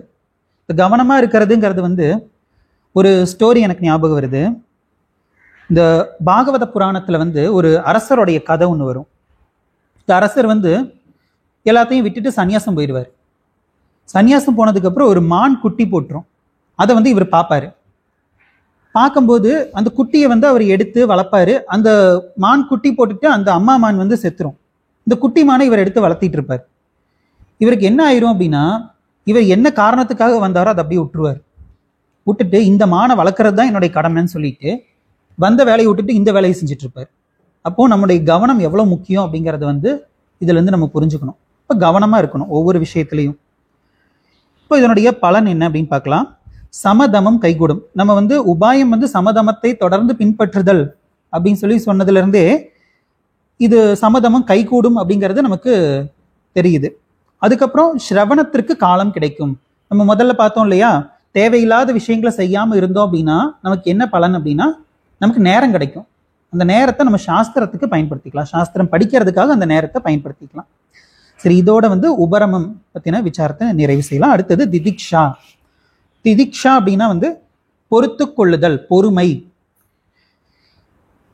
நம்ம சில விஷயங்கள் வந்து கண்டிப்பா நடக்கும் அப்படின்னு சொல்லி நமக்கு தெரியும். கண்டிப்பா நடக்கும் தெரிஞ்சிருந்தாலும் அது நடக்கவே கூடாதுன்னு எதிர்பார்ப்போம். சில விஷயங்கள் வந்து நடந்திருக்கும், நடந்தது வந்து நம்ம வந்து ஏத்துக்க மாட்டோம். அந்த ஆக்செப்டன்ஸ் அப்படிங்கிறது நமக்கு இருக்காது. இப்போ காலையில வந்து பஸ்ஸுக்காக நம்ம இப்போ இன்னைக்கு கூட நான் காலையில வந்து பஸ்ஸுக்காக வந்து வந்துட்டு இருக்கேன். கரெக்டாக ஒரு பஸ் வந்து கோயம்புத்தூர் பஸ் கிராஸ் ஆகி போகுது. ஒரு 5 நிமிஷம் முன்னாடி போயிருந்தா வந்து அந்த பஸ் பிடிச்சிருக்கலாம். இப்போ கொஞ்ச நேரம் வெயிட் பண்ண வேண்டியதாக போயிடுச்சு. இப்போ அந்த வெயிட் பண்ற நேரம் வரைக்கும் ஐயோ கொஞ்சம் ஒரு 5 நிமிஷத்துக்கு முன்னாடி வந்திருந்தா அந்த பஸ்ஸை பிடிச்சிருக்கலாமே, இப்படியே திங்க் பண்ணிட்டு இருந்தா அதனால என்ன யூஸ்? அடுத்து வரப்போற பஸ்ல தான் நான் ஏற போறேன். அப்படி யோசிச்சாலும் சரி யோசிக்காட்டியும் சரி அடுத்து வரப்போற பஸ்ல தான் ஏற போறேன். அப்ப இந்த பஸ்ஸை வந்து நான் மிஸ் பண்ணிட்டேங்கிறத நினைச்சு வருத்தப்படுறதுல ஏதாச்சும் அர்த்தம் இருக்கான்னா ஒண்ணுமே இல்லை. இந்த மாதிரி முணுமுணுப்பு இல்லாம இருக்கிறத பொறுமை அப்படிங்கிறது.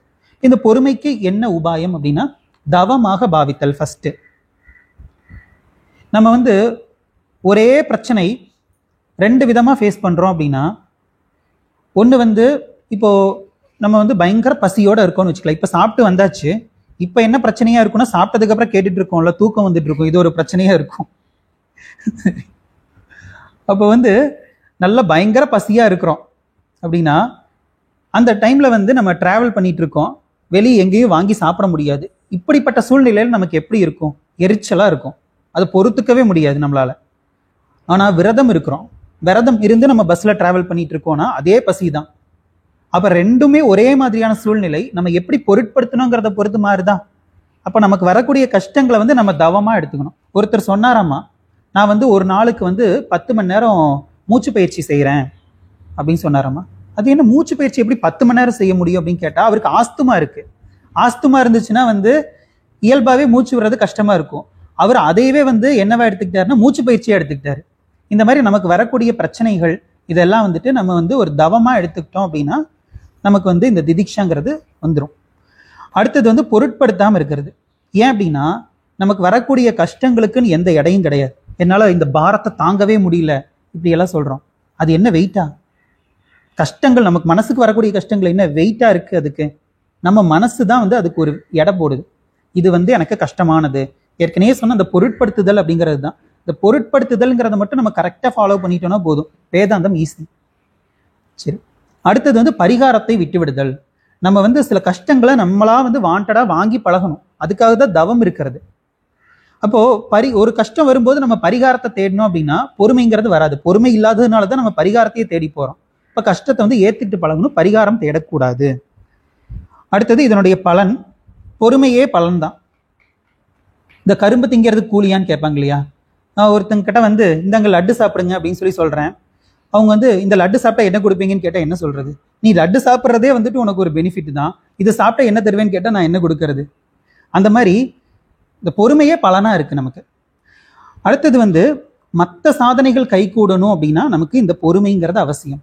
நிறைய பேர் வந்து எனக்கு எவ்வளோ சீக்கிரம் பொறுமை வரணுமோ அவ்வளோ சீக்கிரம் பொறுமை வந்தால் நல்லா இருக்கும்னு யோசிப்பாங்க. இதுவே அவனுக்கு வந்து பொறுமை இல்லைங்கிறது காட்டுது. பொறுமைங்கிறதே பொறுமையாக தான் வரும். அப்போ பொறுமையாக இருந்தால் தான் மற்ற சாதனைகளையும் நம்ம பின்பற்ற முடியும். அடுத்தது ஸ்ரத்தா, மிக முக்கியமான ஒரு தலைப்பு இது. ஸ்ரத்தா அப்படின்னா நம்பிக்கை. நம்ம வேற வழியே இல்லாமல் இந்த நம்பிக்கைங்கிற வார்த்தையை எடுத்துக்கிறோம். ஆனால் வந்து நம்பிக்கைன்னு மட்டும் சொல்லிட முடியாது. இந்த ஸ்ரத்தாங்கிறது மிகப்பெரிய ஒரு தலைப்பு. இந்த தலைப்புலேயே 1 மணி நேரம் பேச முடியும். ஆனால் அவ்வளோ நேரம்லாம் பேச மாட்டேன், கவலைப்பட வேண்டாம். இப்போ வந்து அனுபவமும் அறிவும் அப்படின்னு சொல்லி இங்கே ஒரு விஷயம் சொல்லியிருக்காங்க. நம்ம வந்து வாழ்க்கையில எத்தனையோ விஷயங்களை அனுபவிக்கிறோம், எத்தனையோ அறிவையும் அடைகிறோம்.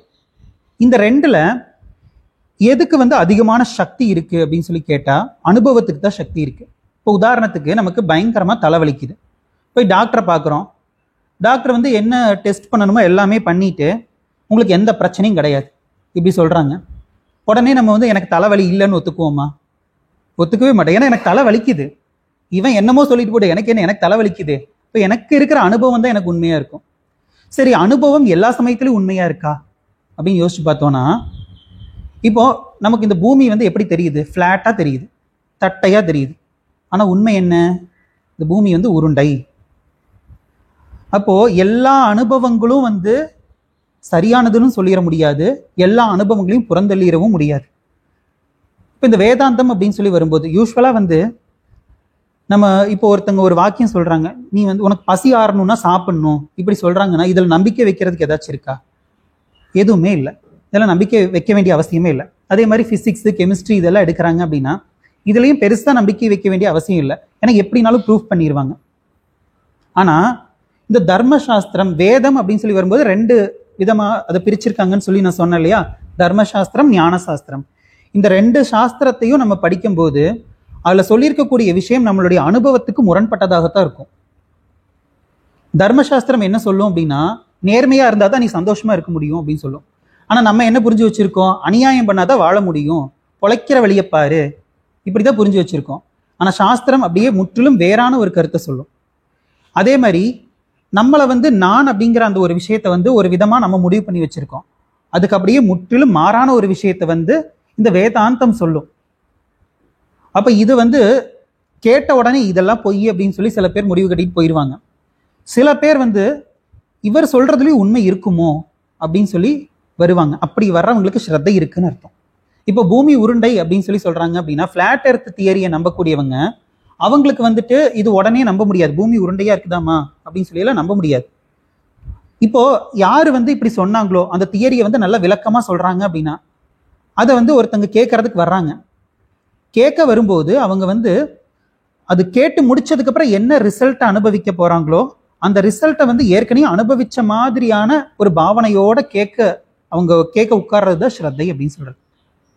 இந்த ஸ்ரத்தை வந்து அவங்க கிட்ட இல்லாம அவங்க விலகி போனாங்கன்னா இவருக்கு நஷ்டம் கிடையாது, இவங்களுக்கு தான் நஷ்டம். ஒரு உண்மையை வந்து அவங்க அறியாம போறாங்க. அப்போ வேதாந்தத்தின் மீது ஸ்ரத்தை இல்லாம போனா நமக்கு தான் நஷ்டம். இப்போ இந்த ஸ்ரத்தை அப்படிங்கிறது வந்து ஞானத்துக்கு முன்னாடி இருக்க வேண்டிய படிநிலை. ஏன்னா ஞானம் வந்துருச்சுன்னா ஸ்ரத்தை இருக்க வேண்டிய அவசியம் இல்லை. எனக்கு 5 விரல் இருக்கு அப்படிங்கிறதுல வந்து நம்பிக்கை வைக்க வேண்டிய அவசியமே இல்லை. அதே மாதிரி சாப்பிட்டா பசியாரும் அப்படிங்கிறதுல நான் நம்பிக்கை வைக்க வேண்டிய அவசியம் இல்லை. ஞானம் வர்றதுக்கு முன்னாடி தான் எனக்கு ஸ்ரத்தைங்கிறது அவசியம்.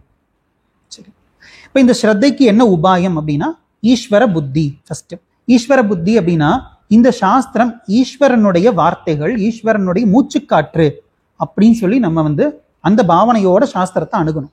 இது முதல் விஷயம். அடுத்தது ஞானத்தின் பலனை பார்த்தல். ஞானத்தினுடைய பலன் வந்து யார் மூலமா பார்க்க முடியும்? குரு மூலமா மட்டும்தான் பார்க்க முடியும். அது குரு கூட இருக்கணும். குருவை அடிக்கடி நம்ம சந்திக்க வரும்போது குரு வந்து ஒவ்வொரு பிரச்சனையும் எப்படி கையாளுறார் அப்படிங்கிறத பார்த்தோம்னா, ஏன்னா நமக்கு வந்து நம்மளை சுத்தி இருக்கிறவங்க என்ன ஒரு 10 பேர் இருப்பாங்க. இந்த பிரச்சனையை தாங்க முடியாம நம்ம இவர்கிட்ட வர்றோம். இவர்கிட்ட 10,000 பேர் இருப்பாங்க. 10,000 பேரும் 10,000 பிரச்சனையை சொல்லிட்டு இருப்பாங்க. அத்தனையும் ஃபேஸ் பண்ணிட்டு இவர் ஹாப்பியா இருப்பார். அப்ப இதை பார்த்தோம் அப்படின்னா இதே மாதிரி நானும் மாறணுங்கிற ஆசை வருமா வராதா? வரும் இல்லையா? அப்ப அதை பார்க்கும்போது எனக்கு வந்து அவர் சொல்ற வார்த்தையிலையும் ஸ்ரத்தை வந்துடும்.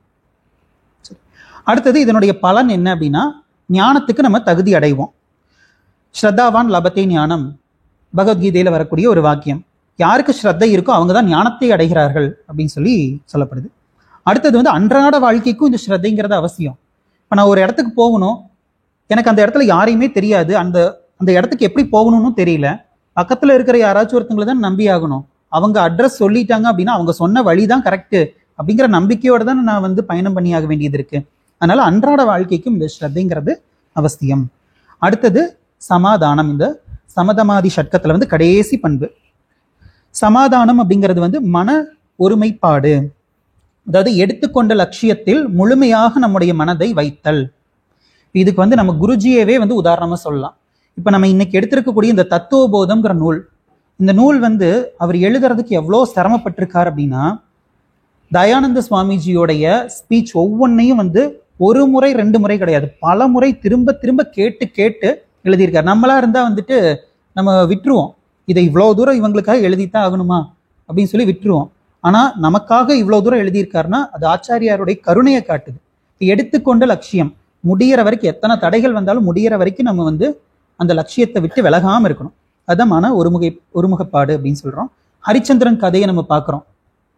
என்ன பண்ணாரு? எத்தனை தடைகள் வந்தாலுமே வந்து பொய்யே பேசாம இருந்தார், எடுத்துக்கொண்ட லட்சியத்துல உறுதியா இருந்தார். ஸோ அந்த மாதிரி ஒரு உறுதி நமக்கு இருக்கணும். இப்போ இதுக்கு என்ன உபாயம் அப்படின்னா லட்சியத்தின் மீது ஆசையை வளர்த்து கொள்ளுதல்.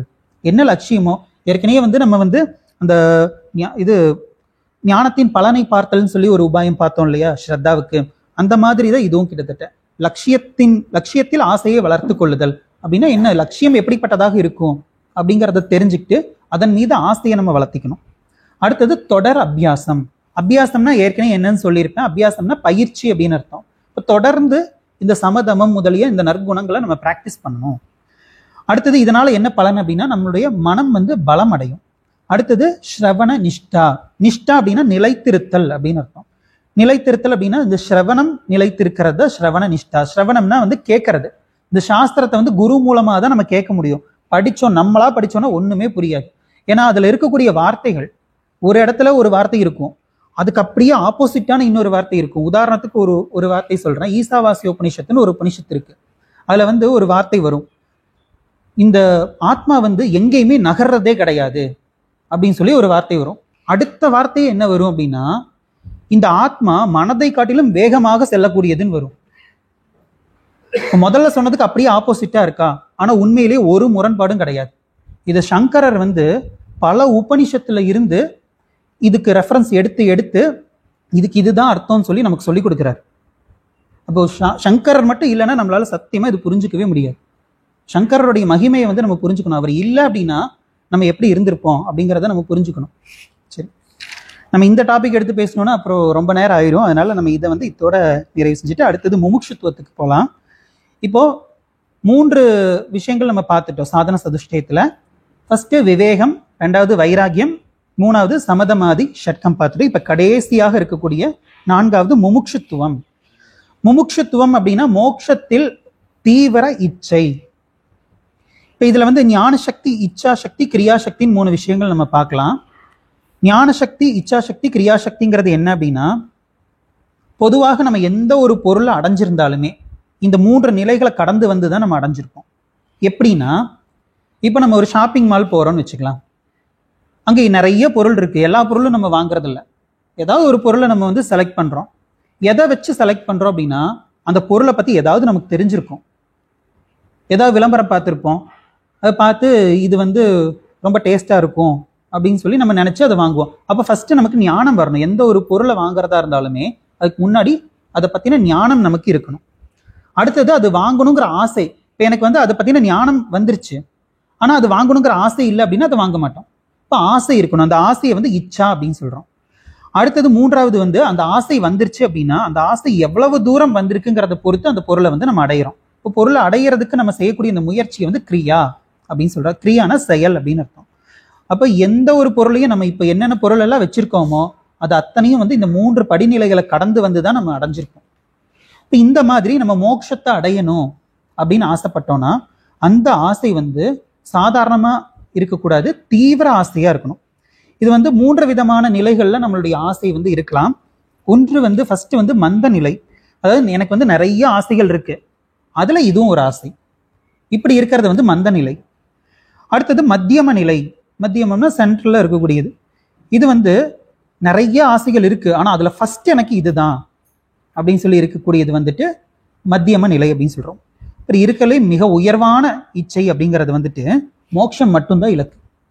இந்த நிலைக்கு வந்துட்டோம் அப்படின்னா நமக்கு வந்து அது தீவிர இச்சையா ஆகுது. அப்பதான் நம்ம முமுட்சுத்துவம் அப்படிங்கிற அந்த ஒரு ஸ்டேஜை வந்து நம்ம அடையிறோம். இது வந்து சாஸ்திரங்கள்ல இதுக்கு வந்து நிறைய உதாரணங்கள் கொடுக்கப்பட்டிருக்கு. தலையில நெருப்பு பத்திருச்சு அப்படின்னா அவன் உடனே தண்ணியை தேடித்தான் போவான். அவன் வந்து ராகுகாலம், யமகண்டம் இதெல்லாம் பார்த்துட்டு இருக்க மாட்டான். இந்த மாதிரி ஒரு உதாரணம் கொடுக்கப்படுது. அப்புறம் வந்து கண்ணுல தூசி விழுந்துருச்சுன்னா கொஞ்ச நேரம் போட்டு தூசி இப்ப இருந்தா என்ன அப்படின்னு சொல்லி நம்ம விடுறோமா? உடனே கொஞ்சோண்டு லைட்டா சின்ன தூசியா இருந்தாலுமே அது நமக்கு உறுத்திட்டே இருக்கும். எப்படா அந்த தூசி நம்மளை விட்டு போகும் தான் நம்ம இருப்போம். அதே மாதிரி தண்ணியில நம்மளை முக்கிட்டாங்க, இம்மீடியட்டா அடுத்த செகண்டே வெளியே வரணும்னு தான் நம்ம முயற்சி செய்வோம். ஸோ இந்த அளவுக்கு நமக்கு வந்து இந்த மோட்சத்தின் மீது இச்சை இருக்கணும் அப்படின்னு சொல்லப்படுது. இப்போ இந்த மோட்சத்தின் மீது இச்சை எனக்கு எப்படி வரும் அப்படின்னு பார்த்தோம்னா இதனுடைய பலனை வந்து நம்ம திரும்ப திரும்ப சிந்திக்கும் போதுதான் வரும்.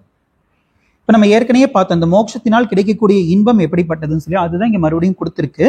இதுல வந்து நித்தியம், அப்புறம் குறைகளற்றது, இது வந்து திருப்தியை தரக்கூடியது, அப்புறம் இதுதான் விடுதலை, அப்புறம் இதனால் மனம் விரிவடையும், இந்த மாதிரி எல்லாம் நிறைய பலன்கள் வந்து நம்ம பார்த்தோம். இப்ப இதுல ஒரு விஷயம் என்ன அப்படின்னா, இப்ப நித்தியம் அப்படின்னு சொல்லிட்டோம் அப்படின்னா அது எப்பயுமே இருக்கணும்ல. நித்தியம்னா வந்து திடீர்னு இல்லாம போறதோ அல்லது இப்ப இல்லாம போறதோ அதை நித்தியம் சொல்லி நம்ம சொல்ல முடியாது. நித்தியம்னா என்னைக்குமே இருக்கணும். அப்ப என்னைக்குமே இருக்கக்கூடியது அப்படின்னா இப்பவுமே என்கிட்ட இருக்கணுமே, இப்ப எங்க போச்சு அது? அப்ப இப்படி ஒரு கேள்வி வரும் இல்லையா? அப்ப இது ஒரு முரண்பாடு தான் நமக்கு. இதை பத்தி மட்டும் கொஞ்சம் நம்ம பார்த்துட்டு அப்புறம் நம்ம நிறைவு செய்யலாம். ஒரு பொருள் வந்து நம்ம 2 விதங்கள்ல வந்து இழக்கலாம். ஒண்ணு, அந்த பொருள் உண்மையிலேயே என்கிட்ட இல்லாம இருக்கும். 2வது, அந்த பொருள் வந்து என்கிட்ட இருந்துமே அது இல்லைங்கிற அறியாமை என்கிட்ட இருக்கும். இந்த 2 காரணங்களால நம்ம இழக்கலாம். இப்போ என்கிட்ட உண்மையிலேயே அந்த பொருள் இல்லாம இருந்து அதை அடைய வேண்டியது இருந்துச்சுன்னா அதுக்கு பேர் சாத்திய வஸ்துன்னு பேரு. ஒரு பொருள் என்கிட்ட இருந்து அது இருக்கிறது எனக்கு தெரியாம இருந்துச்சுன்னா அதை அடையிறது வந்து சித்த வஸ்துன்னு பேரு. இப்ப நமக்கு என்ன பிரச்சனை அப்படின்னா இந்த சித்த வஸ்து தான் பிரச்சனை. ஒரு பொருள் என்கிட்ட இருக்கு, ஆனா அது இருக்கிறது எனக்கு தெரியல. சரி, இருக்கிறது தெரியல, இப்ப என்ன பிரச்சனை அப்படின்னா, ஒரு பொருள் இல்லை அப்படின்னா நமக்கு என்ன துயரம் ஏற்படுமோ அந்த பொருள் இல்லைங்கிற நினைப்புனாலே ஏற்படும். உதாரணத்துக்கு இப்போ கையில வந்து வைர மோதிரம் போட்டு நம்ம வந்திருக்கோம், சாப்பிட்றதுக்கு கூப்பிடுறாங்க, நம்ம மோதிரத்தை கழட்டி பேக்கெட்டுக்குள்ள போட்டு சாப்பிட்றோம்னு வச்சுக்கலாம். கை கழுவ போகும்போது ஐயோ மோதிரத்தை காணமே அப்படின்னு யோசிக்கிறோம். இப்போ உடனே நமக்கு என்ன துயரம் வந்துடும். அந்த பொருளை உண்மையாலுமே இழந்திருந்தா எப்படி துயரப்படுவோமோ அதே மாதிரி துயரப்படுவோம் இல்லையா? இப்போ நம்ம மேல சில பேர் வந்து ஃபேமிலியில அன்பு வச்சிருப்பாங்க, ஆனா வெளியே காட்டிக்க மாட்டாங்க, கோபமா இருக்கிற மாதிரியே காட்டிக்குவாங்க. இப்போ இவங்க என் மேல அன்பே செலுத்துறது இல்லை அப்படின்னு நம்ம நினைச்சிட்டு இருப்போம். இப்படி நினைக்கிறதுனாலயே அவங்க அன்பு செலுத்தாம இருந்தா எப்படிப்பட்ட துயரத்தை அனுபவிப்போமோ அந்த துயரம் நமக்கு வந்துருச்சா? அந்த மாதிரி ஒரு பொருள் வந்து இல்லைங்கிற அறியாமையும் நமக்கு துயரத்தை கொடுக்கும். அப்படிப்பட்ட துயரத்துல தான் நம்ம இருக்கோம். அப்ப இந்த சித்த வஸ்து அப்படிங்கிறது வந்து அறியாமை. நம்ம பிரச்சனையே அறியாமைன்னு சொல்லியாச்சு. ஏற்கனவே இருக்கிறது எனக்கு தெரியாம இருக்கு அப்படின்னு சொல்லியாச்சு. அப்ப இந்த சித்தவஸ்துங்கிறது எப்படிப்பட்டது? அறிவால் அடையப்படுவது, அறிவால் அடையப்பட வேண்டியது. அப்ப அறியாமைக்கு தீர்வு அறிவு மட்டும்தான். இதைத்தான் நம்ம மெயினா புரிஞ்சுக்கணும். நம்ம இந்த மோட்சத்துக்கு என்ன செய்யலாம், என்ன செயல்கள் மோட்சத்தை கொடுக்கும் அப்படின்னு சொல்லி நம்ம சிந்திக்க கூடாது. அறிவு தான் மோட்சத்தை கொடுக்கும், ஞானம் தான் மோட்சத்தை கொடுக்கும் அப்படிங்கிறத நம்ம புரிஞ்சுக்கணும். அப்படி புரிஞ்சுக்கும் போது இந்த முமுக்ஷுங்கிற இந்த சாதகன் அடுத்த நிலைக்கு வர்றான். அந்த அடுத்த நிலை ஜிக்ஞாசு அப்படின்னு சொல்லப்படுது. இந்த ஜிக்ஞாசு அப்படிங்கிறவன் அறிவார்வம் உடையவன். அறிவார்வம் உடையவன்னா எந்த அறிவு? நம்ம அறியாமையில இருக்கோம் இல்லையா, எதை பற்றி அறியாமையில இருக்கோம், என்ன பத்தினா அறியாமையில நான் இருக்கேன். இப்போ அந்த அறிவை அடையணும், அந்த அறிவை கொடுக்கக்கூடியது உபனிஷத் தான் அப்படிங்கிறத நம்ம புரிஞ்சுக்கணும். ஸோ இது வரைக்கும் நம்ம தனித்தே டிராவல் பண்ணலாம். இதுக்கப்புறம் கட்டாயமா குருமுகமா மட்டும்தான் நம்ம வேதாந்தத்தை படிச்சாகணும். இதோட நம்ம நிறைவு செஞ்சுக்கலாம். ஓம் பூர்ணமத பூர்ணமிதம் பூர்ணாத் பூர்ணமுதச்யதே பூர்ணஸ்ய பூர்ணமாதாய பூர்ணமேவாவசிஷ்யதே. ஓம் சாந்தி சாந்தி சாந்தி. ஹரி ஓம் ஸ்ரீ குருப்யோ நமः. ஹரி ஓம்.